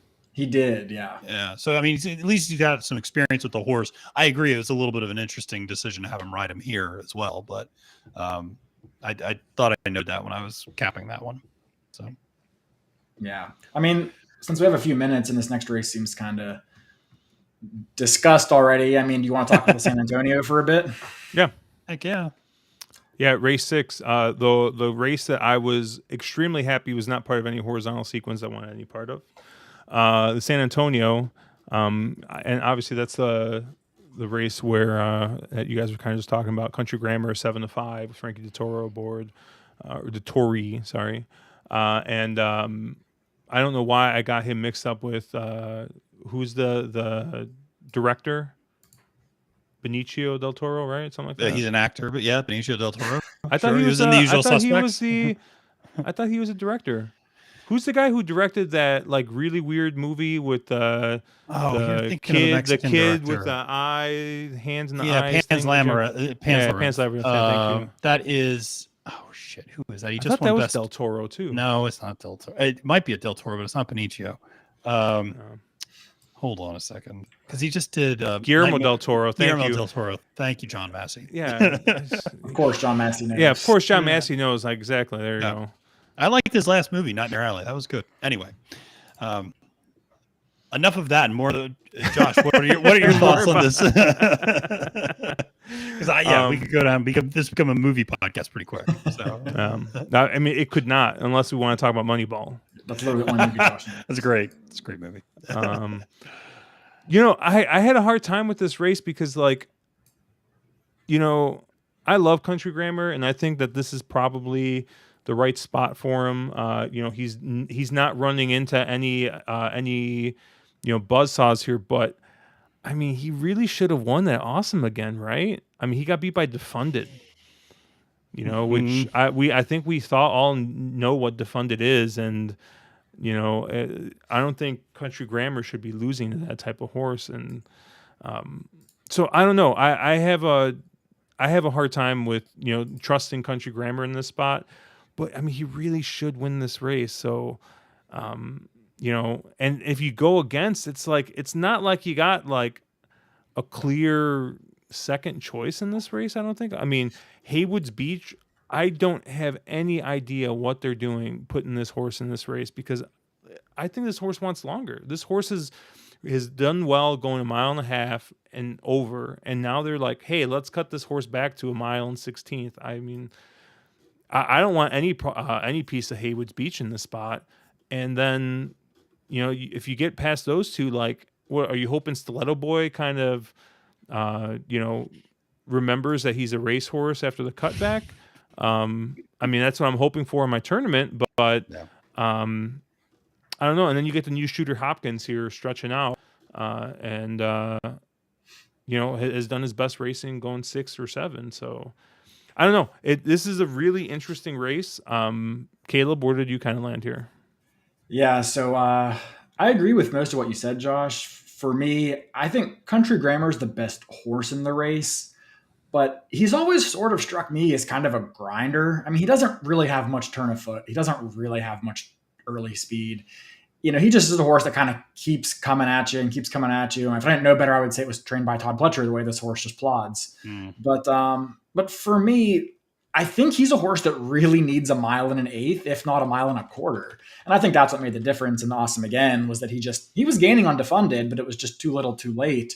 I think he's a horse that does his best work going further than a mile and a 16th. And I think I can make the opposite argument for the number 2, Stiletto Boy, who I've never thought he was quite that good going those longer distances. I mean, I know he's kind of hung in there going a mile and an eighth, and that he's, sort of finished somewhere in a mile and a quarter, but I always thought he was best going in a mile and a 16th. I know he lost to Country Grammar when they met in the San Diego earlier this year at this distance, but I also think that Stiletto Boy did all the dirty work up front, dueling with Defunded actually in that race. He put away Defunded pretty easily, but just got run down by the 2 closers in Royal Ship and Country Grammar. And then he just seemed to be going off form at that point anyway. He came back in the Pacific Classic going way too long, and he gets the doors blown off him by Flightline, which, whatever. I don't care about that race. He runs last by 36 lengths. I like the fact he gets his short freshening up. He comes back at a more reasonable distance and a more reasonable class level than the Pacific Classic against Flightline. And I think he probably gets a decent trip here, sitting just off of what is likely to be the early speed of Hopkins. I don't know if this horse is in here as a rabbit or if he's in here to win. If he's a rabbit, he must be the most expensive rabbit in history. But it just feels like a very peculiar time to try 2 turns. When this horse, he sprinted for all 4 starts of his career. He kind of disappointed in his first 2 starts, and then, it didn't really look fantastic. He hasn't really run all that fast compared to others in here, but he should be well clear on the lead. He's kind of the wild card for me. If he takes to the stretch out, he could be tough to catch, but I wasn't really sure what to do with him. But Stiletto Boy was my top pick here. I'm hoping he rediscovers some of that form he showed late last year and the earlier part of this year. Yeah, so I'm a huge fan of Stiletto Boy. Anybody who watches like the Friday morning live streams with me and me, Barry, and Gino about Stable Duel, like I always like using Stiletto Boy because you can usually get an honest price on him. And I've always said, 8.5 furlongs, Caleb, to your point, is like his perfect distance. Like you give him a mile and a 16th, like that's exactly his comfort spot. And I think he runs a big race today. Really like Stiletto Boy in the spot. I agree, but I agree with everything Josh said as well. And Caleb, you're right about Country Grammar's running style. I think that's actually where Hopkins could be beneficial. If there's a lot of pace up front, then Country Grammar might be able to close into this at a mile and a 16th. But to me, the 2-6 were the kind of obvious plays, and you're going to get a much better price on the 2 than you are on the 6. And so from a straight win bet standpoint, I'd much rather go after Stiletto Boy in this spot than the 2. There's also what I'll say about that Awesome Again performance for Country Grammar is we have seen there has been like this hangover effect of horses that have run against Flightline, and the next time out they just look like trash. And so that is something where so that's why I really like that Country Grammar took time off and like is now kind of getting back. It was noted in the notes in the DRF that ultimately this is not what Country Grammar is pointing toward. He's pointing toward going back overseas. He's pointing towards bigger trips. So this might just be another freshening up. So that's, of course, something to keep in mind in terms of trainer intent. And is this horse really in this race to win it, or in this race to build up to that more classic 1.25 mile distance where he's better? I saw this one 2-6 kind of all the way. And I agree with you, Josh, about Haywood's Beach. This horse might actually should be on the turf, and certainly should be going long. So I don't know what they're doing. I don't know. Potentially the wrong surface and the wrong distance. So yeah. I have no idea what they're. I mean, it's crazy to think that a Speightstown horse is running marathon distances, right? And that's his best distance. But here we are. I mean, I kind of landed on the 2 here as well. I'm playing a tournament, horse tourneys, and I use the 2. Seem to make the most sense. But like I said, horizontally, I'm kind of glad this isn't in there, because I'd have a hard time, singling the 2.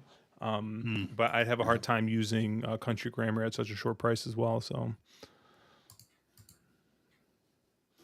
I might just try and double into him with some of the prices I have in race 5, like the 10 and the 12. Mm-hmm. Just try and double into Stiletto Boy, and small double, and nice big. I think you get a good price on Stiletto Boy in there. Yep. Yeah, I talked about the entire race and don't even mention the Pratt Baffert horse, but what is he doing in there, right? Yeah. Hudson Ridge, I have no idea. Be on the turf. Yeah. I looked at the PPs and I didn't even realize it was a Baffert horse, and I'm just like, I have no idea what this horse is doing here. And sure enough, it's a turf Baffert horse. I think that's the other reason that makes this that's what I think sets this up so nicely for Stiletto Boy, is you go through and you're like, if it's not Country Grammar, it's literally nobody else in this field. That's, I couldn't really make an argument for anybody else. I don't like Haywood's Beach. I don't like the 4. The 1, I agree with you, Caleb, it's just a rabbit. And this is a really tough spot to drop this horse into stretching out. And so, yeah, it's just process of elimination. You kind of end up on the 2, I think, as well. It's not even if you don't know much else about Stiletto Boy. So, this is a fascinating race. We'll see. It alarms me at how many Mike Smith horses I've landed on today. Don't you know it? I realized that too. Yes. I was going through it, because I was doing the whole, I did the one capping the card video, and I was typing up the graphics, and I was like, man, I've typed Mike Smith's name a lot, and I was like, far more than I'm comfortable with. And right? He gets run down on loan speed in the first race. He gets pulled up in the second race, and then he misses the break and gets nailed to wire in the third race. Yeah, no, just so no, it's it's one of those where I'm sure we've all had it, is when you're handicapping it and you've picked 4 straight races with the 5 or something like that, and you're like, okay, this can't be right. The 5's not going to win 4 straight races. Right. Damn it! It's just, you're like, all right, try again. We got 4 minutes real quick, but I'm curious, Caleb, what did you end up doing in the La Brea after Hot Pepper scratched? I really haven't given it the attention I probably need to. I wasn't as high on Hot Peppers as you and Mark were, although she was certainly going to make my ticket. But now it gets really, really wonky, because the guaranteed pace setter is no longer Hot Peppers, and it now becomes very confusing as to kind of who gets the lead. I mean, I guess you could argue the 3 Ganadora gets the lead. Mm-hmm. To me, I don't know that this horse is really that good, but I guess, you'd argue that that's the horse that probably goes to the front. I don't think Midnight Memories really, has that kind of speed after cutting back from the routes. And then the 5, 6, 7, 8 don't really show a ton of sprint level speed either. So I would guess the 3 goes to the front, but I did sort of end up on the 1, I guess. This is a horse that likes Santa Anita. It just seems to be maybe a little bit better sprinting than routing. Had a couple of those stakes wins as a 2-year-old sprinting, and then tried to get stretched out, went back and forth into a couple different barns where she didn't have a ton of success. Totally missed the start 2 back in the Torrey Pines where she threw her head and just didn't run. and then ran okay last time to get beaten by CC, who is a nice horse when she's running in California anyway. So yeah, I guess I ended up on the 1, but I don't know what I'm going to do there. Truthfully, I mean, I think the 1, the 4 probably both need used, and I was totally against the 3 with Hot Peppers in the race, but now I might even look at throwing in the 3, who, as much as I don't think this horse is good, is undefeated sprinting and is coming off of a blowout win despite having some trouble in that race. So I don't really have a good opinion there. Did you see anything there, Matthew? I mean, after the scratch, or how did you see that race? Yeah, I agree with the way you described it. I think the 3 is going to go to the lead now. I ultimately ended up on the 1, and for a variety, for many of the same reasons you probably did too. I just think the 1, it makes a lot of sense in the spot, especially at 7 furlongs. I think that's actually this horse's best distance, and so won the Santa Anita last year, or I guess about a year ago today. Back in January 22 at this distance. I will say I kind of like the 8, the Doug O'Neill Awake at Midnight horse. That's an intriguing horse to me. And typically I don't like playing horses coming back from the Breeders' Cup, but she was just so obliterated and pulled up in that race that it's not like she was spent or anything like that. And so I actually think she could come back and run pretty nicely here. And again, you're getting a nice distance cut back to a distance I think, she's had some success at finishing right behind Under the Stars last time at 7 furlongs at the Santa Anita. So I do think the 8 at a price is not a bad play. Yeah, I think that's a good pick. Actually beat Fun to Dream pretty convincingly. Mm-hmm. Who is another Baffert in here that is quite likely to take a little bit of money. So yeah, I think that's a good pick there too. Yeah. And I think, I've been trying to stay away from Breeders' Cup horses, but I was like, well, when you lose by 36 lengths, you probably aren't spending a lot of energy. I generally do agree with you on that angle. I mean, these horses are typically pointed. If you're in the Breeders' Cup, you're pointed to the Breeders' Cup. And anything in December is probably a plan B or an afterthought. But you could argue she really didn't even run a race that day. Exactly. No, exactly right. Exactly right. So, I mean, I think that's what also makes the Malibu so interesting is, obviously Taba coming out of the Breeders' Cup and, right.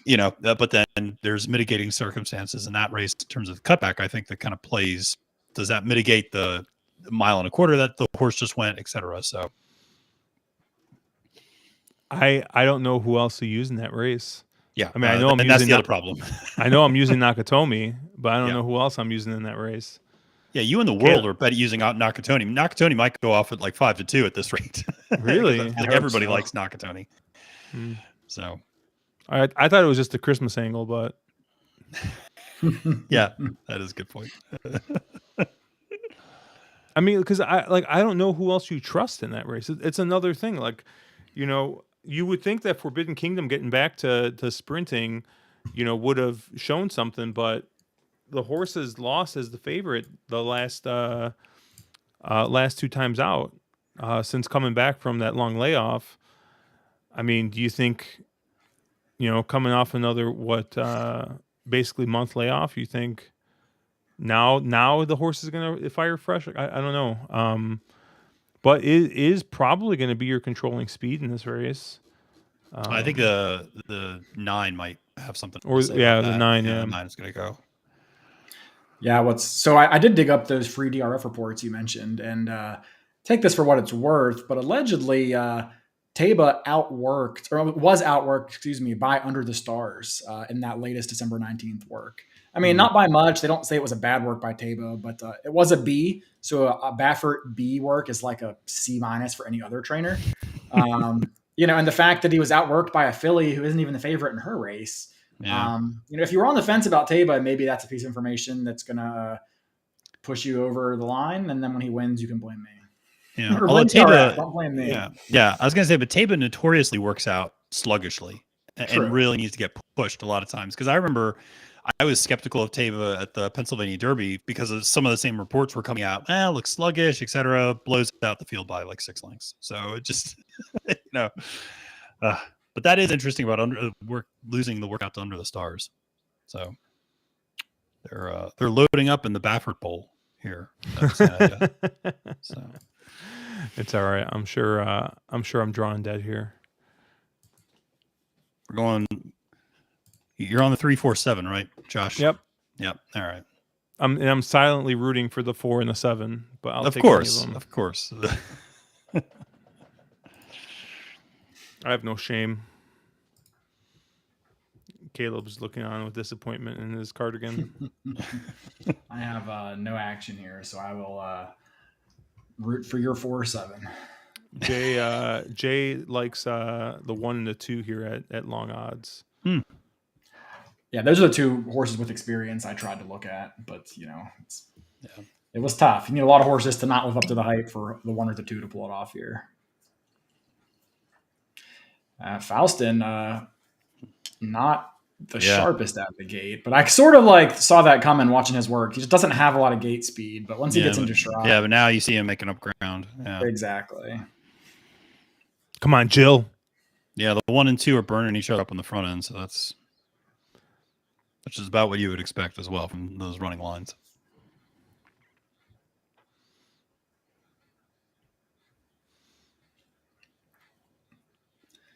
This 3 might get there, but it doesn't look pretty. Yeah. The 4 though looks. The 4 looks. He looks like he's got some horse good here. Misses the turn completely. Shuts off his stablemate. Well, I'm sure Bob's going to be happy about that.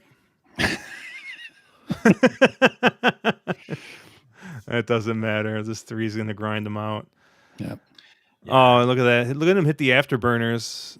Best horse in the field. I'll be extremely interested in that horse stretching out. Like I said, he was good enough. His talent carried him for a sprint, but I think he could be a very nice horse. Dude, it's just like that typical freaking Bob Baffert. Just the jock's just going to keep scrubbing. Horse going to keep grinding, and then just kicks away. It's just disgusting. Well, you're still alive, the guy Josh. who used all 3 of them. I was gonna say, well, we're still alive in the 3rd leg, so Oh man. Yeah, why don't we run through a couple of these late races here? And then maybe we'll stick around for a little bit longer here, but race 7 here, the allowance race. I wasn't super. Caleb, I know we kind of talked about this already, but Matthew, where did you kind of land here? I wasn't super creative. I had the 8 and the 9. All right. So where did you land here, Matthew? I went with a great name. Sometimes that's what you got to go with. I went with Flame Magoon. Sure, we'll go with the 1 horse in this one. I actually do like the 1. I like the distance cut back. Obviously, on the downhill turf course, I typically look for horses that have gone a little longer. Went a mile last time out. Faded to 3rd, but I like that quite a bit. Won an optional claimer at Santa Anita going 6 furlongs. So I think the distance should suit nicely. The inside post on those downhill turf courses isn't an issue. I typically do stay away from that on sprints, but like I said, in this instance, the post position is a little less concerning. This horse should be forwardly placed. I don't want this horse necessarily on the lead, but the other thing is, since switching to turf, this horse hasn't improving by her speed figures every time out. So I thought that this was a horse that was just progressing in the right direction and should like the distance and provides a little bit of a price at 5-1 on the morning line. And then the other horse that was interesting to me was the 11 True Patriot. This is a horse that is maybe more of an underneath play, 6-1 on the morning line, and is 3 for 3 hitting the board at Santa Anita, all second places, 1 for 1 again, second place at this distance.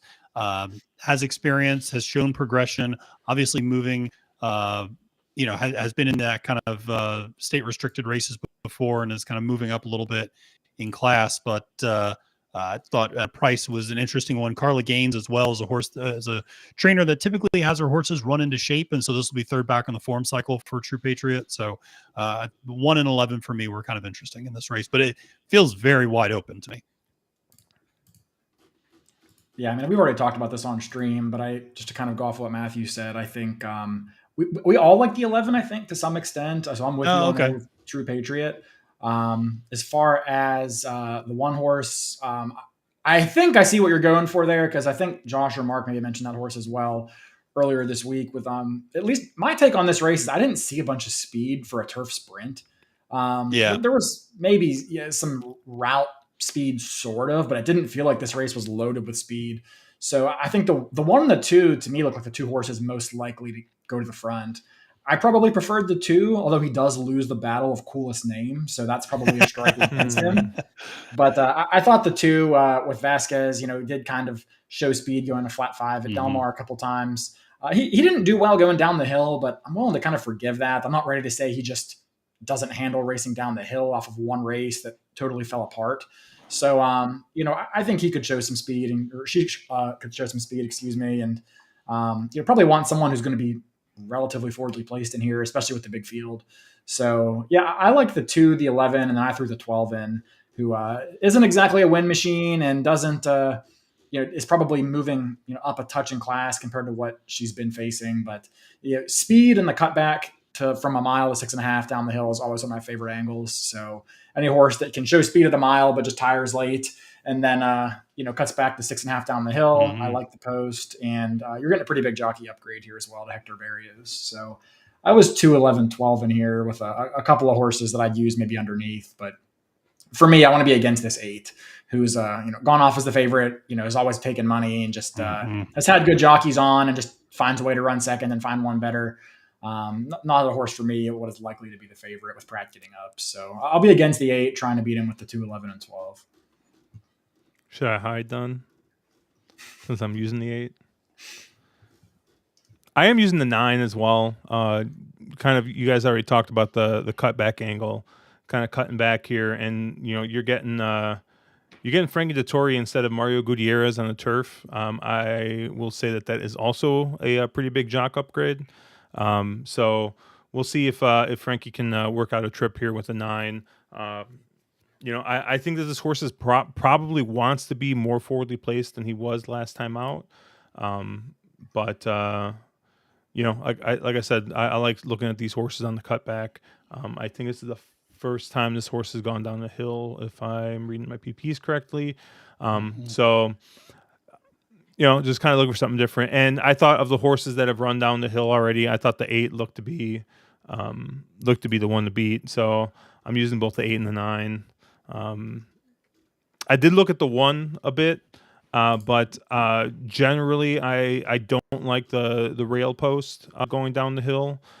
But the only way that you can really win from the rail is if you show speed.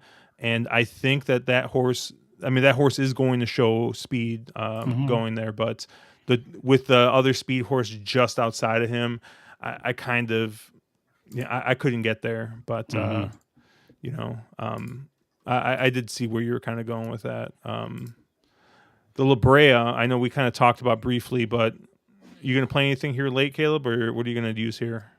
So there's a middle pick 4 here that I probably will take a shot at. So in the La Brea, I think what I'm going to end up doing actually is channeling my inner Josh and using 3 Baffert horses. Not all of them, because I'm not using the 4th Baffert horse. So the other Baffert is going to be the one that beats me in the pick 4. I guess that's how the story goes. But I'm going to use the 6 is the one I'm not using. Yeah. Yeah, I think the Calbred horse that is also owned by Baffert sort of feels like just in to make the race go, maybe. I lost to Awake at Midnight and convincingly lost to Awake at Midnight, who I think is a fringe player in here. But for me, I use the 1, the 3, and the 4. I did throw the 3 in just because I think this horse might be your leader with the defection of Hot Peppers. I think the 4 is the best horse in the race, and the 1 I think is the as we talked about before, has some good races at 7 furlongs and around 1 turn, and allegedly outworking Taba. So I'm going to throw that horse in. I landed in the same exact spots that you did. I really was going to single Hot Peppers in the spot, but with the scratch, I had to scramble, and I'm going 3 wide, and I'm using the 3 Bafferts minus the 6. Basically, for all the reasons that you said, and I mean, even to the point that like the 3, I was kind of like, I don't know. But the 3's kind of is coming in off that nice win. Los Al showing speed, won by open lengths, has been working like a monster since then. This horse is going to go, and you get Johnny V aboard again, which, like I said, seems to be he rides the live one. So, honestly, like if I really wanted to get cute here, do I have the too cute alert queued up? I do. Here we go. The too cute. If I wanted to get too cute in this spot, I would single the 3 actually, but I don't think that's going to be a play for me here today. But Matthew, where did you kind of land? I went with the 1-3-8. So I do like. I think a little bit at midnight. I like a little bit more than you guys. I think this horse has some races to run back to, and I just kind of discount that last race entirely and toss it. So, and I try to get a little bit of a price there. But I agree with you. I think the 3 is a live shot in this spot for sure, for all the reasons you outlined. And the 1 that was my top pick is the 1. So. That's kind of where I'm going, but I do want to say that I've been getting tweets sent to me, and I'm not making this up, about how bad the fairgrounds turf looks already on the inside. So that's like I literally just got somebody just messaged me about it. They're like, "Are you looking at fairgrounds? It looks terrible." Yeah, I'm watching the replay right now. Yeah, woof. Yeah, you see that there was that right now. I'm just looking at the replay. This horse was, oh god, the rail's out too. Inside the rail, not look good. Yeah. But there was a horse like in like the like 6th path, because that was like where the turf actually still was. It was pretty bad. Jesus. Matthew Bickey also saying that people are already saying Faustin is the Derby winner of 2023. So. Yep. I knew there was going to be one person at least on there who was going to puff his chest out for that one. So yeah, there's everybody loves trying to be the first one to pick their Derby horse, and I mean I get it, like it's fun to be the first one on a horse, but as somebody who's on Simplification Island permanently since that horse broke its maiden, I get it, but that is. It's an interesting phenomenon that people like take pride in trying to be the first one to identify a Derby horse. I'm like, they're going 6 furlongs. Like, how about we wait until they're going like 2 turns at least before we start declaring anybody anything? So, we'll see. Was it Capone? Was Andrew Capone the one who loved Simplification? Yeah, Cap loves Simplification. Yeah, he loves Simplification. Yeah, and what's funny is I'll tell you who else low key really loves this horse is Andy Serling. Andy Serling will always pick Simplification underneath in like really big spots. Like he was in his trifecta for the Derby. I think he picked him as like the exact or maybe even the winner for the BC Dirt Mile. Jason Beam picked him to win the Dirt Mile as well. So like I'm in good company with people, but the Simplification Island has not paid off. He needs to get back to yet. No, he needs to get back down to Gulfstream and just running us White Barrio and like listed stakes races, and it'll be fine. So it's all right, dude. I'm you want to talk about early picks? I'm on White Barrio in the Pegasus World Cup. So there you go. Can I get a future wager on that? I love it. Go to the Monmouth and get some future wagers. Yeah, I'm on White Barrio basically every race. But back at Gulfstream, I think he's finally going to do it. I mean, if Safi in Florida, sure. Like that usually fires pretty well. So, and I do like when those Florida horses get back to Florida. I think there is something to that. So, race 9, we're gonna be going mile and 1/8 here. Caleb, I don't know if you want to just give your thoughts real quick. I know you covered it already on stream. Yeah, my time form is like not responding. So, but yeah, I had a bunch of horses written down here. I really didn't have a good opinion. I think as we talked earlier, if I had to pick someone here, it would probably be the 7, my favorite daughter. And this is a horse that is certainly moving up in class. She hasn't really had any success against this allowance company when she tried, earlier this year, but she, it was an East Coast horse that, eventually got claimed and shipped over. So I think that she's just in good form right now. I mean, she got dropped into the lowest level of her career 2 back, and she responded with a nice win. And then she, was claimed out of that race, protected in a starter allowance race, had some trouble, closed into a very slow pace, and still got the job done. So she just seems like she's really sharp right now. When Saren gets these horses winning, they typically continue to win. Bravo retains the mount, which is nice. So I like my favorite daughter in here. But I mean, I'll admit I don't have a strong opinion on anybody here. I have the 6, 7, 8, 10, and 12 all written down. So my favorite daughter will be my top pick, but I'm going to be spreading this race.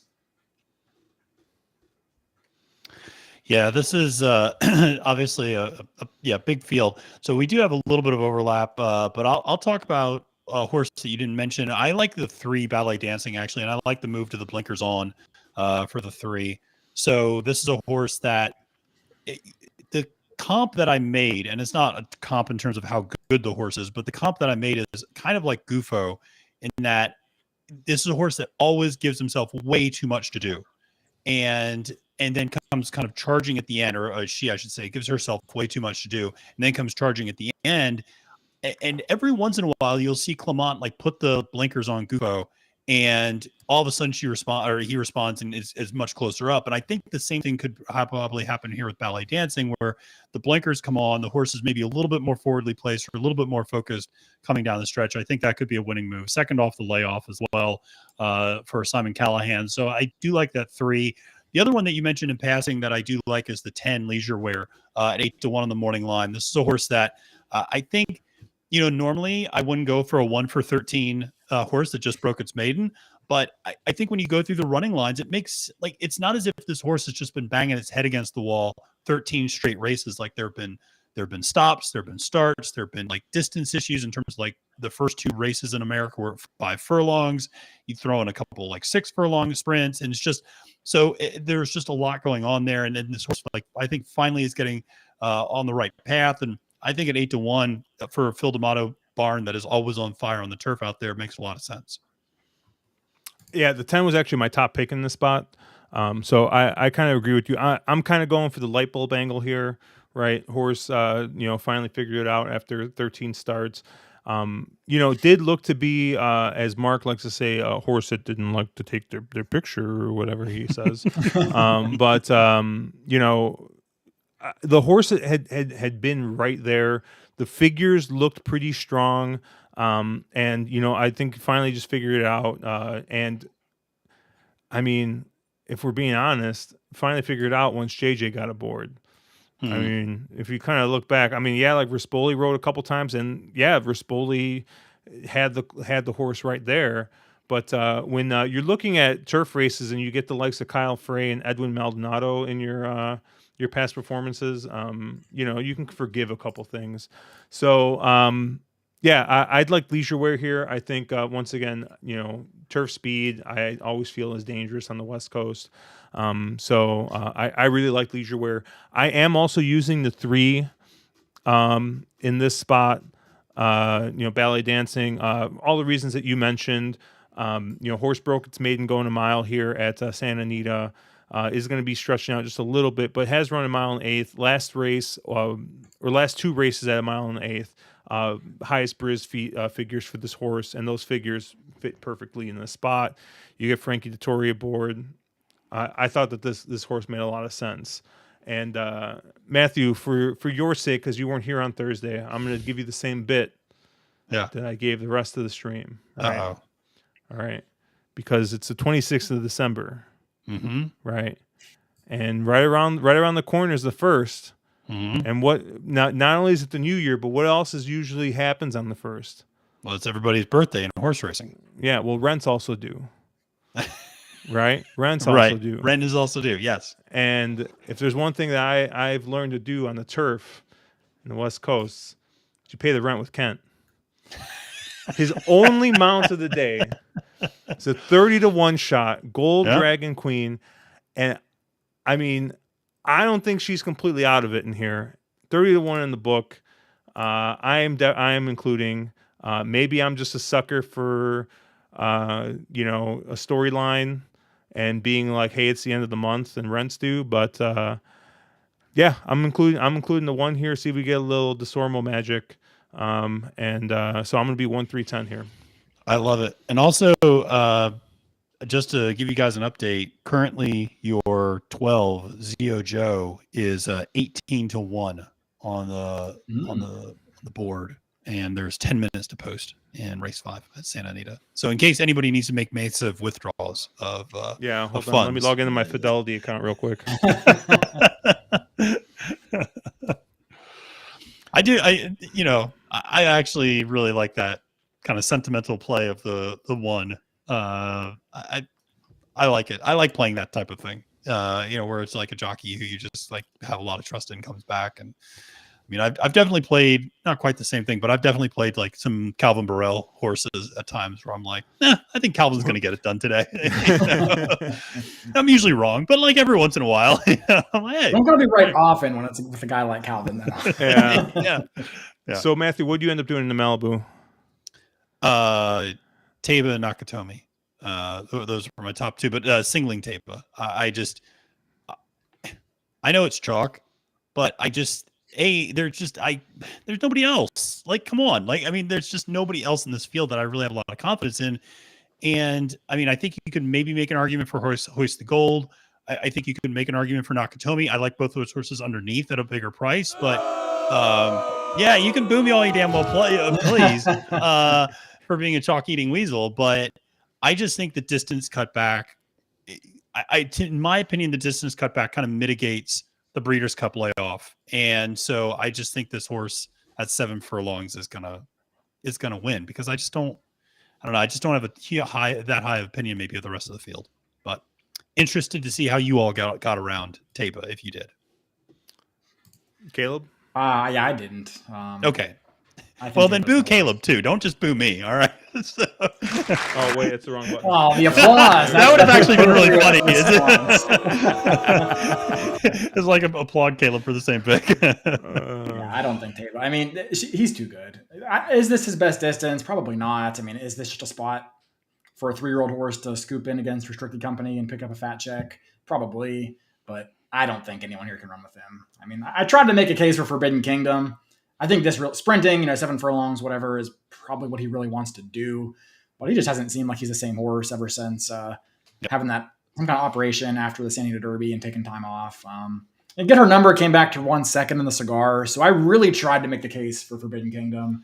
But I don't really want to try hard to make a case for the second choice when I'm already taking the chalk. So if I have to work that hard to get there, I'm probably okay with just singling Taiba and letting someone else beat me. I did think Hoist the Gold was interesting underneath. So I would agree with Matthew there. I think that's a horse that could run. And I don't know if he can win, but could run underneath at a big price and hit the board. I forgot that Baffert stole Forbidden Kingdom's Glottis. He did. God, that guy. I'm on Nakatomi. I might use Forbidden Kingdom as well. I might single Nakatomi. I'm not sure, but I am fading Taiba just because. I don't know. Yeah. I feel I'm gonna Caleb myself in the spot basically. So I will congratulations to Taiba for winning the Malibu there. So and potentially winning the 3-year-old of the year.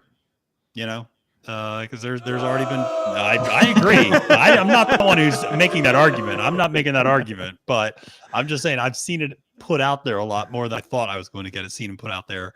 It would be another grade 1 for Taiba and blah blah blah. And I was like, yeah. I was like, first of all, Epicenter is better, but then even on top of that, like Modern Games is better than all of them. And so I just can't get there on Taiba. But so how are we closing this out? Caleb, I know you like the chalk, the 6. He's not the chalk. He's gonna be the chalk. Oh, that's insane. Yeah. This Chad Brown horse always take money. But yeah, I think the 6 is the horse. It's going to be pretty much like a soft single for me. And I say soft single because I will have a ticket that probably includes the 2 and the 5 and the 7 on it, especially the 5, who I think is extremely live. But yeah, I think I can't ever say this horse's name right. Mizensine. Mizensine. Yeah, I think this is the horse. If there's such thing as a good 6th, this horse ran a good 6th in the Breeders' Cup Filly and Mare Turf. 2 horses that are just way better. Tuesday, Nashua, and Italian, Lady Spatespear. I mean, all would be odds on easily in here. Dropping back into restricted company, second start in America now.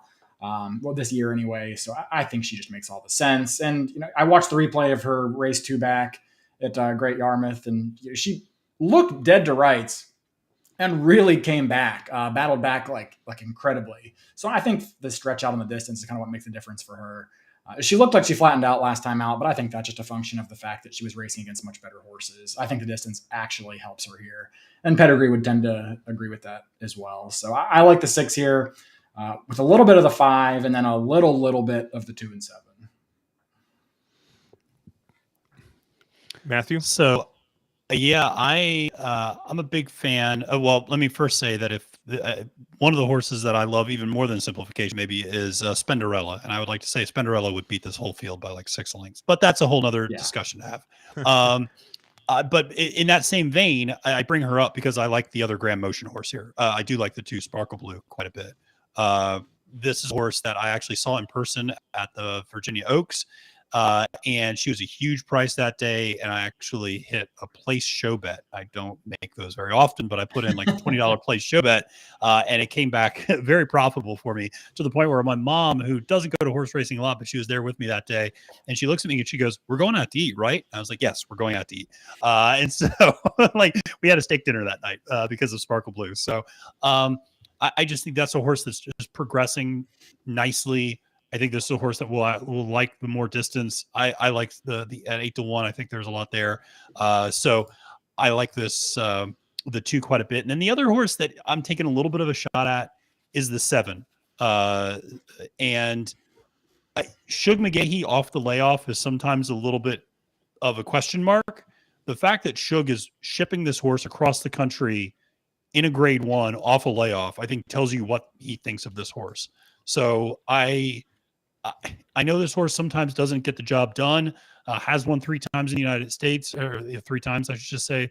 I always get messed up because he's a Frankel, so I always think he was overseas before. But this is, I just think a horse that is 6-1 in the morning line I like a lot, and I'm going to try to beat Mise en Scene and the 5 as well. I think the 5 had a little bit of a kind of an ideal trip last time out. Very good horse, but I'm going to try to beat that with the 2 and 7. This I'm gonna make Caleb absolutely sick. Like if I haven't just like completely like made Caleb just like not trust anything I ever say again. I am going to use there is not a turf Baffert in here, but I am using 3 horses that you are using, Caleb. And I know I've already booed you for using the 6, but unfortunately, I think I'm going to also use the 6 in this point. So I'm going to be on the 5, the 6, and the 7. Skims, you know, I've liked. I really liked the horse in the Dueling Ground Oaks. I think we all liked the horse. I think that was one all 3 of us, me, you, and Mark, landed on for Kentucky Downs.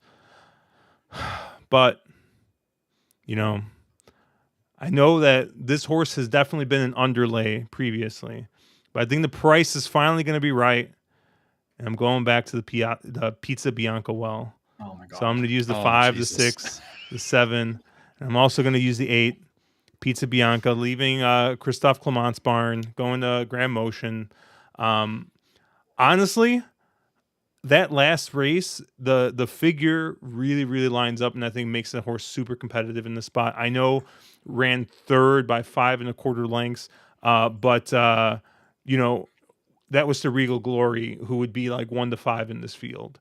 So I will go ahead and give a pass there. I'll trust the figure, and you know, I just think that this horse, you know, if this horse can run back to that matriarch, it's going to be super competitive over here. So I'm going to use the 5, the 6, the 7, and the 8. My total structure for this late pick 5 is around $100. I think it's 96.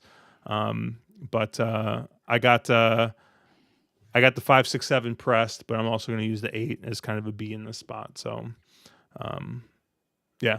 I can't believe you're betting Bianca. You can't believe I'm using PT. Man, I don't know. The horse fits in this spot, I think. I mean, the horse has been a takeout reducer for like half her career. I mean, coming back and looking at it, you know, I mean, I know I gave you a lot of shit for taking the chalk here, which is not the chalk, but I think is probably going to be the chalk. But really, that last race the figure from that last race, I mean, just towers over the field here. The problem I sometimes run into is that those figures from very classy races sometimes are a little inflated, But I think that figure is so big that even if it's a little inflated, I think it still fits in here. But I probably should. If I was using Taiba, I would have to, I think, make a tougher decision on the 6. But because I'm fading Taiba the race before, I think even if I chalk or get a shorter price, sorry, it's not the chalk, but it might be. It might be. Maybe the morning line's wrong, Caleb. But I think it's tied for. I think Backstreet Birdie and Brady and Mizzen are both 4-1. Yeah. So it's code chalk. No, I think wasn't he like 7-2? Salama 7-2. Oh, that's right. The Chad Brown 7-2. I forgot. The horse that nobody the horse that nobody's interested in, nobody's talking about is going to go off like 9-2, and we're going to feel real stupid. Win for fun, right? And then we're going to be like, oh, East Coast turf horse is coming west. This is so simple. And God, where's Road Warrior? Road Warrior's like, I'll take the 9. He's gonna show up to stream next week, and he's gonna be like, he's like, I made a ton of money off that Chad Brown horse at Santa Anita. It's like, read the room, Road Warrior. Damn it! I felt really bad. So today in Discord, one of my buddies was live in a ticket, and he's like, I'm cooking now, and when I hear cook, the first thing that pops in my head is Russell Wilson. Right, so I tagged a Russell Wilson gif in there, and his ticket died. I think a leg or two later, and he's like, "That's it. We need to ban him temporarily. This is absolutely. I cannot believe he did this to me." But luckily, somebody red boarded him after that, and just completely forgot that I posted that gif. So looking here, Jay likes a 3 and 8 here, and this will probably be the last race. This will be the last race. So after this race is over, we'll cut out here. Thank you guys all for checking us out. Matthew, what do you got going on this week? Plug your stuff. Plug everything you got. Oh, well, there's always something. But got the Win Play show. So if you follow me on Twitter at the handle @FailToManage, you can find all this information out. But have an episode of the Win Play show coming out tomorrow where I'll be doing like race recaps, what we learned from the weekend, what I got right, what I got wrong, sort of a thing, is intermixed with horse racing news.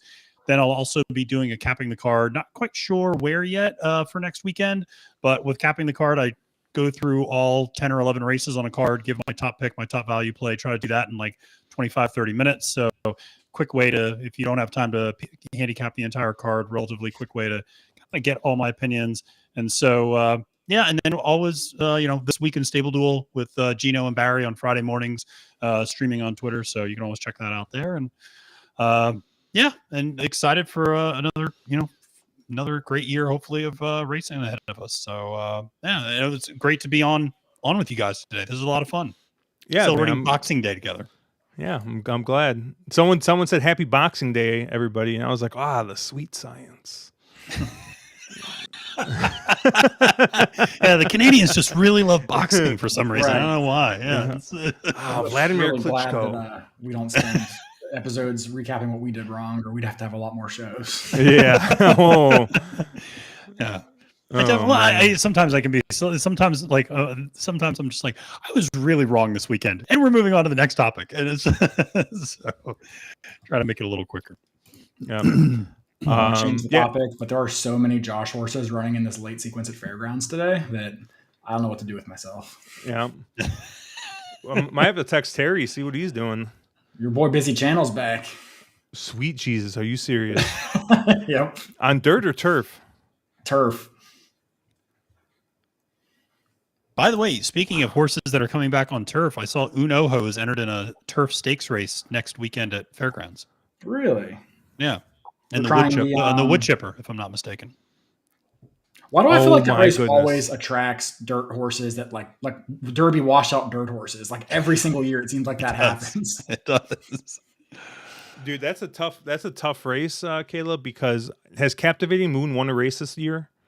No, so he's due to boom me. Yeah, so he's due to boom you because that's like his move. Booming in fairgrounds, Captivating Moon. That's his Booming move. at the fairgrounds too. Yeah. Speaking of booming at the fairgrounds, Chess Chief is in the last race. Goodness gracious. Oh gosh, That's another Josh horse.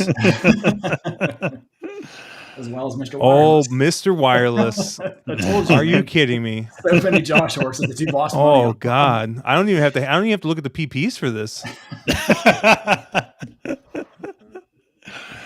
And the winner is probably a single in that race in the gun runner. I don't get why she's on dirt. That's so weird.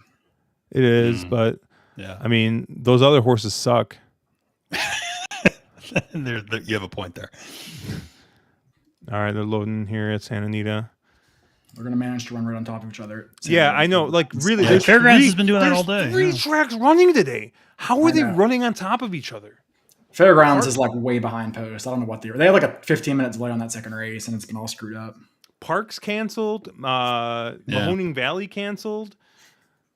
There's only like 5 or 6 tracks running today, and they're 2 of them canceled. Ridiculous. All right. I don't even know who I have here anymore. Well, the good news is our 10 kind of is sitting mid-pack rather than at the end, and it's just sitting in the 2-path. So getting a better trip. I went 1, 2, 4, 9, 10, 12 at Santa Anita. So I have a bunch of horses here to press to different amounts, but don't have the 7 though.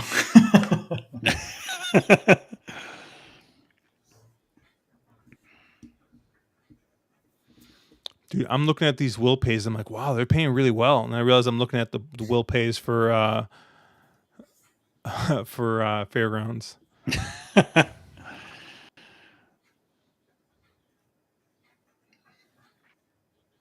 They're pretty bunched up. 10's traveling pretty well. Yeah. But it feels like they're going pretty slow up front. Yeah, I mean 48 and 2, 48 and 1. Yeah, 10 took some money. That's the horse I think a few of us were on. I know you liked him, Matthew. Yeah. Come on, put him down. There we go. Yeah, it looks like he's going to kick in here. Oh, yeah. Oh, here comes the 5. If I can't get there, he it's gonna flattened be out. the 7. Yeah. Well, all right, right decision. Pat myself in the back here. Yep. Nice. That was a nice little win on Stable Duel for me as well. Excellent. Nice. You love seeing those on Stable Duel where the horse, what is he, 8-1 in the book? He goes off like half of that. That's always it. nice. It's the best. That's yeah. And then they actually run.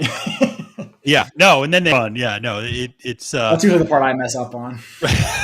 But I mean, half the I think strategy of Stable Duel is just finding mistakes in the morning line. Honestly, Yeah, like you just kind of, there are certain tracks. It's not a mistake, and I'm not trying to call anybody out by saying this, but like there are certain tracks where it's easy to get under the $50,000 budget because you're like, oh, well, this 15-1 horse is actually going to be like 5-1 by post, Right. and you end up picking a horse that's like the 8th choice on the morning line. That's actually the 2nd or 3rd choice by the time it goes to post. So, yeah. So that was a good one. That was a good one today. Real quick, Matthew asking, what is your game theory on Stable Duel, Matthew? Because he's terrible in that contest method. Caleb, you could probably answer as well because I know you've had Caleb's had a lot of previous success. success as Matthew's well. the guy though. I've been out of the game for a while.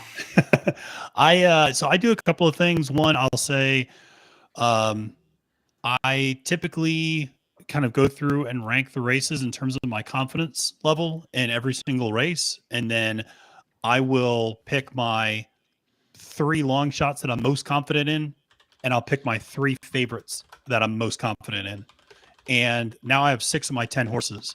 Now I look at where my budget is for my remaining 4 horses. And at that point, now I start to go through and look at the rest of the rest of the card and see what, okay, my 2nd choice here fits, my 3rd choice there fits, I can sneak in another 1st choice maybe in another race, things like that. So I always try to kind of make sure I get my 3 that I'm just have the strongest opinions about, that are favorites, 5 to 2, 2 to 1, even 9 to 5 horses, like a Taba today, for instance, or similarly my long shots. Smart Code was a horse I loved, and so he was included in both of my stables today in Stable Duel because I just knew he was going to outrun his 8-1 odds. So do that. The other thing I'll say is, a lot of this also comes down to, like, you don't even really have to handicap that much with Stable Duel in some instances. Like when they go off turf sometimes at tracks, you're just like, all right, well, now it's a 4-horse race, and the cheapest and the most expensive horse is like $750 or something like that. And you're like,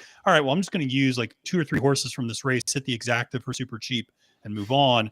And then there's tracks like a Assiniboia or even Penn National that are like 7 and 8 race cards where you can be really creative about doubling up with horses. You can go with a, big long shot and a favorite kind of trying to hit something. And so it depends a little bit on the strategy. But the other thing I'll say is, I know, Caleb, you had a lot of success, if I'm not mistaken, at Pegasus Day last year on there. And I remember Pegasus for me, I think I only played like the stakes races almost. Like I almost ignored like the first 3 or 4 races on the card and was just like, I just have a strong feeling about these stakes races and played that. So on bigger days where there is 12, 13, 14 races, sometimes it's just about, staying out of those races that you just don't like at all. Yeah, I think that's all definitely an awesome strategy. I probably don't plan it out quite as much as Matthew. He's very he's very consistent. I think that's honestly a good approach.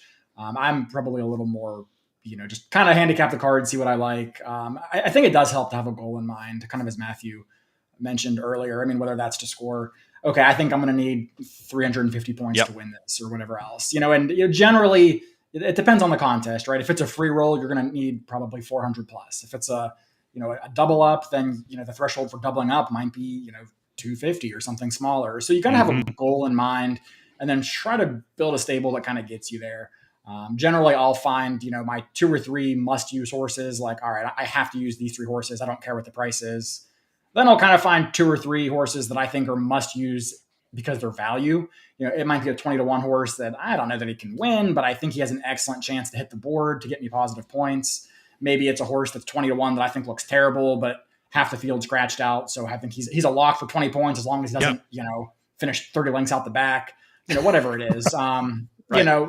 You find those must use on the cheap side. And the last thing I'll do actually is fill in my kind of mid-priced horses with my fillers, my 5-1, 6-1s, 8-1s kind of horses, because those are the ones that can really make or break you. So I try to do those last after I feel better about my, studs and duds approach. Yeah. And there are also certain races that I just generally attack. So like in any card, I'll look at a maiden claiming race and I'm like, I'm not using chalk like in this race. Maiden claimers, I'm like, I'm going to go cheap. Like I'm going to go 8-1 or cheaper. So you're just not spending up in those races. And maybe I don't get a winner, but again, like there was a time and this is legitimately true, I won a contest one time with 8 second place horses out of 10. I had the worst case of seconditis that day, but it was consistent. I just kept hitting second every single race, and I just kept racking up like 38, 38, 38, 39, 37. And so by the end of the day, I had like 400 points almost, and I was the winner. So it's one of those things where I think if you put too much emphasis on trying to pick the winner, sometimes you kind of miss the point of the game, or you can be really boom or bust. But just trying to find those plays underneath can be really effective. Nice. Well, Nick Seaver here is live to the 3-6 in the double. All right. He's playing the opening day contest there at Santa Anita. Nick Seaver's also, and you might not know this, Matthew, but he's a Discord legend. Oh, really? Yes. What does one do to become a Discord legend? I'm interested. He said, "Fuck horse racing. All right. See you tomorrow."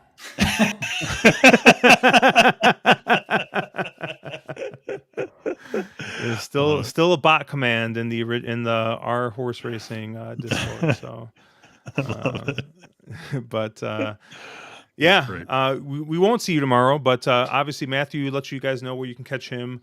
We'll be live on Thursday. New Year's Eve and New Year's Day is looking to have some really, really solid racing. So we'll have the pick of cards to take a look at, and hopefully somebody's going to get to $1,000 on Thursday, so we can stop playing Delta Downs on Thursday. But Thursday night we'll assuming all of our tracks are back, we'll be continuing our contest there, bankroll building in Bourbon. I think Mark's sitting at like $400 or $500. I got like 300. Caleb, you did not have to buy back in. I think you got like 120 or 150 or something. Yeah, so it's like 150 close. Yeah. So everyone's still live, and everyone's got enough bullets that they might be able to just take us out in one swing. So it's going to come down to the wire here, but yeah, we'll be live Thursday at our normal time. Obviously, we'll have an episode of drinking champagne out probably. I think we're aiming for Wednesday this week, but we'll take a look at some stuff. But thank you guys for hanging out with us. Matthew, once again, thank you. Remember, Yeah, if you ever need any guests, I'm sure myself, Caleb, or Mark are always available. I fully intend to have all three of you on at different times, particularly for capping the card next year, because I love talking to you guys about horse racing. So this will be great. Awesome. Well, yeah, you guys have Merry Christmas. Obviously, I know it's the day after Christmas. Merry Christmas, everybody. Hopefully, everyone gets a little bit of time off, gets to spend some time with family, and has a happy New Year. If we don't see you on Thursday, but we'll catch you guys later.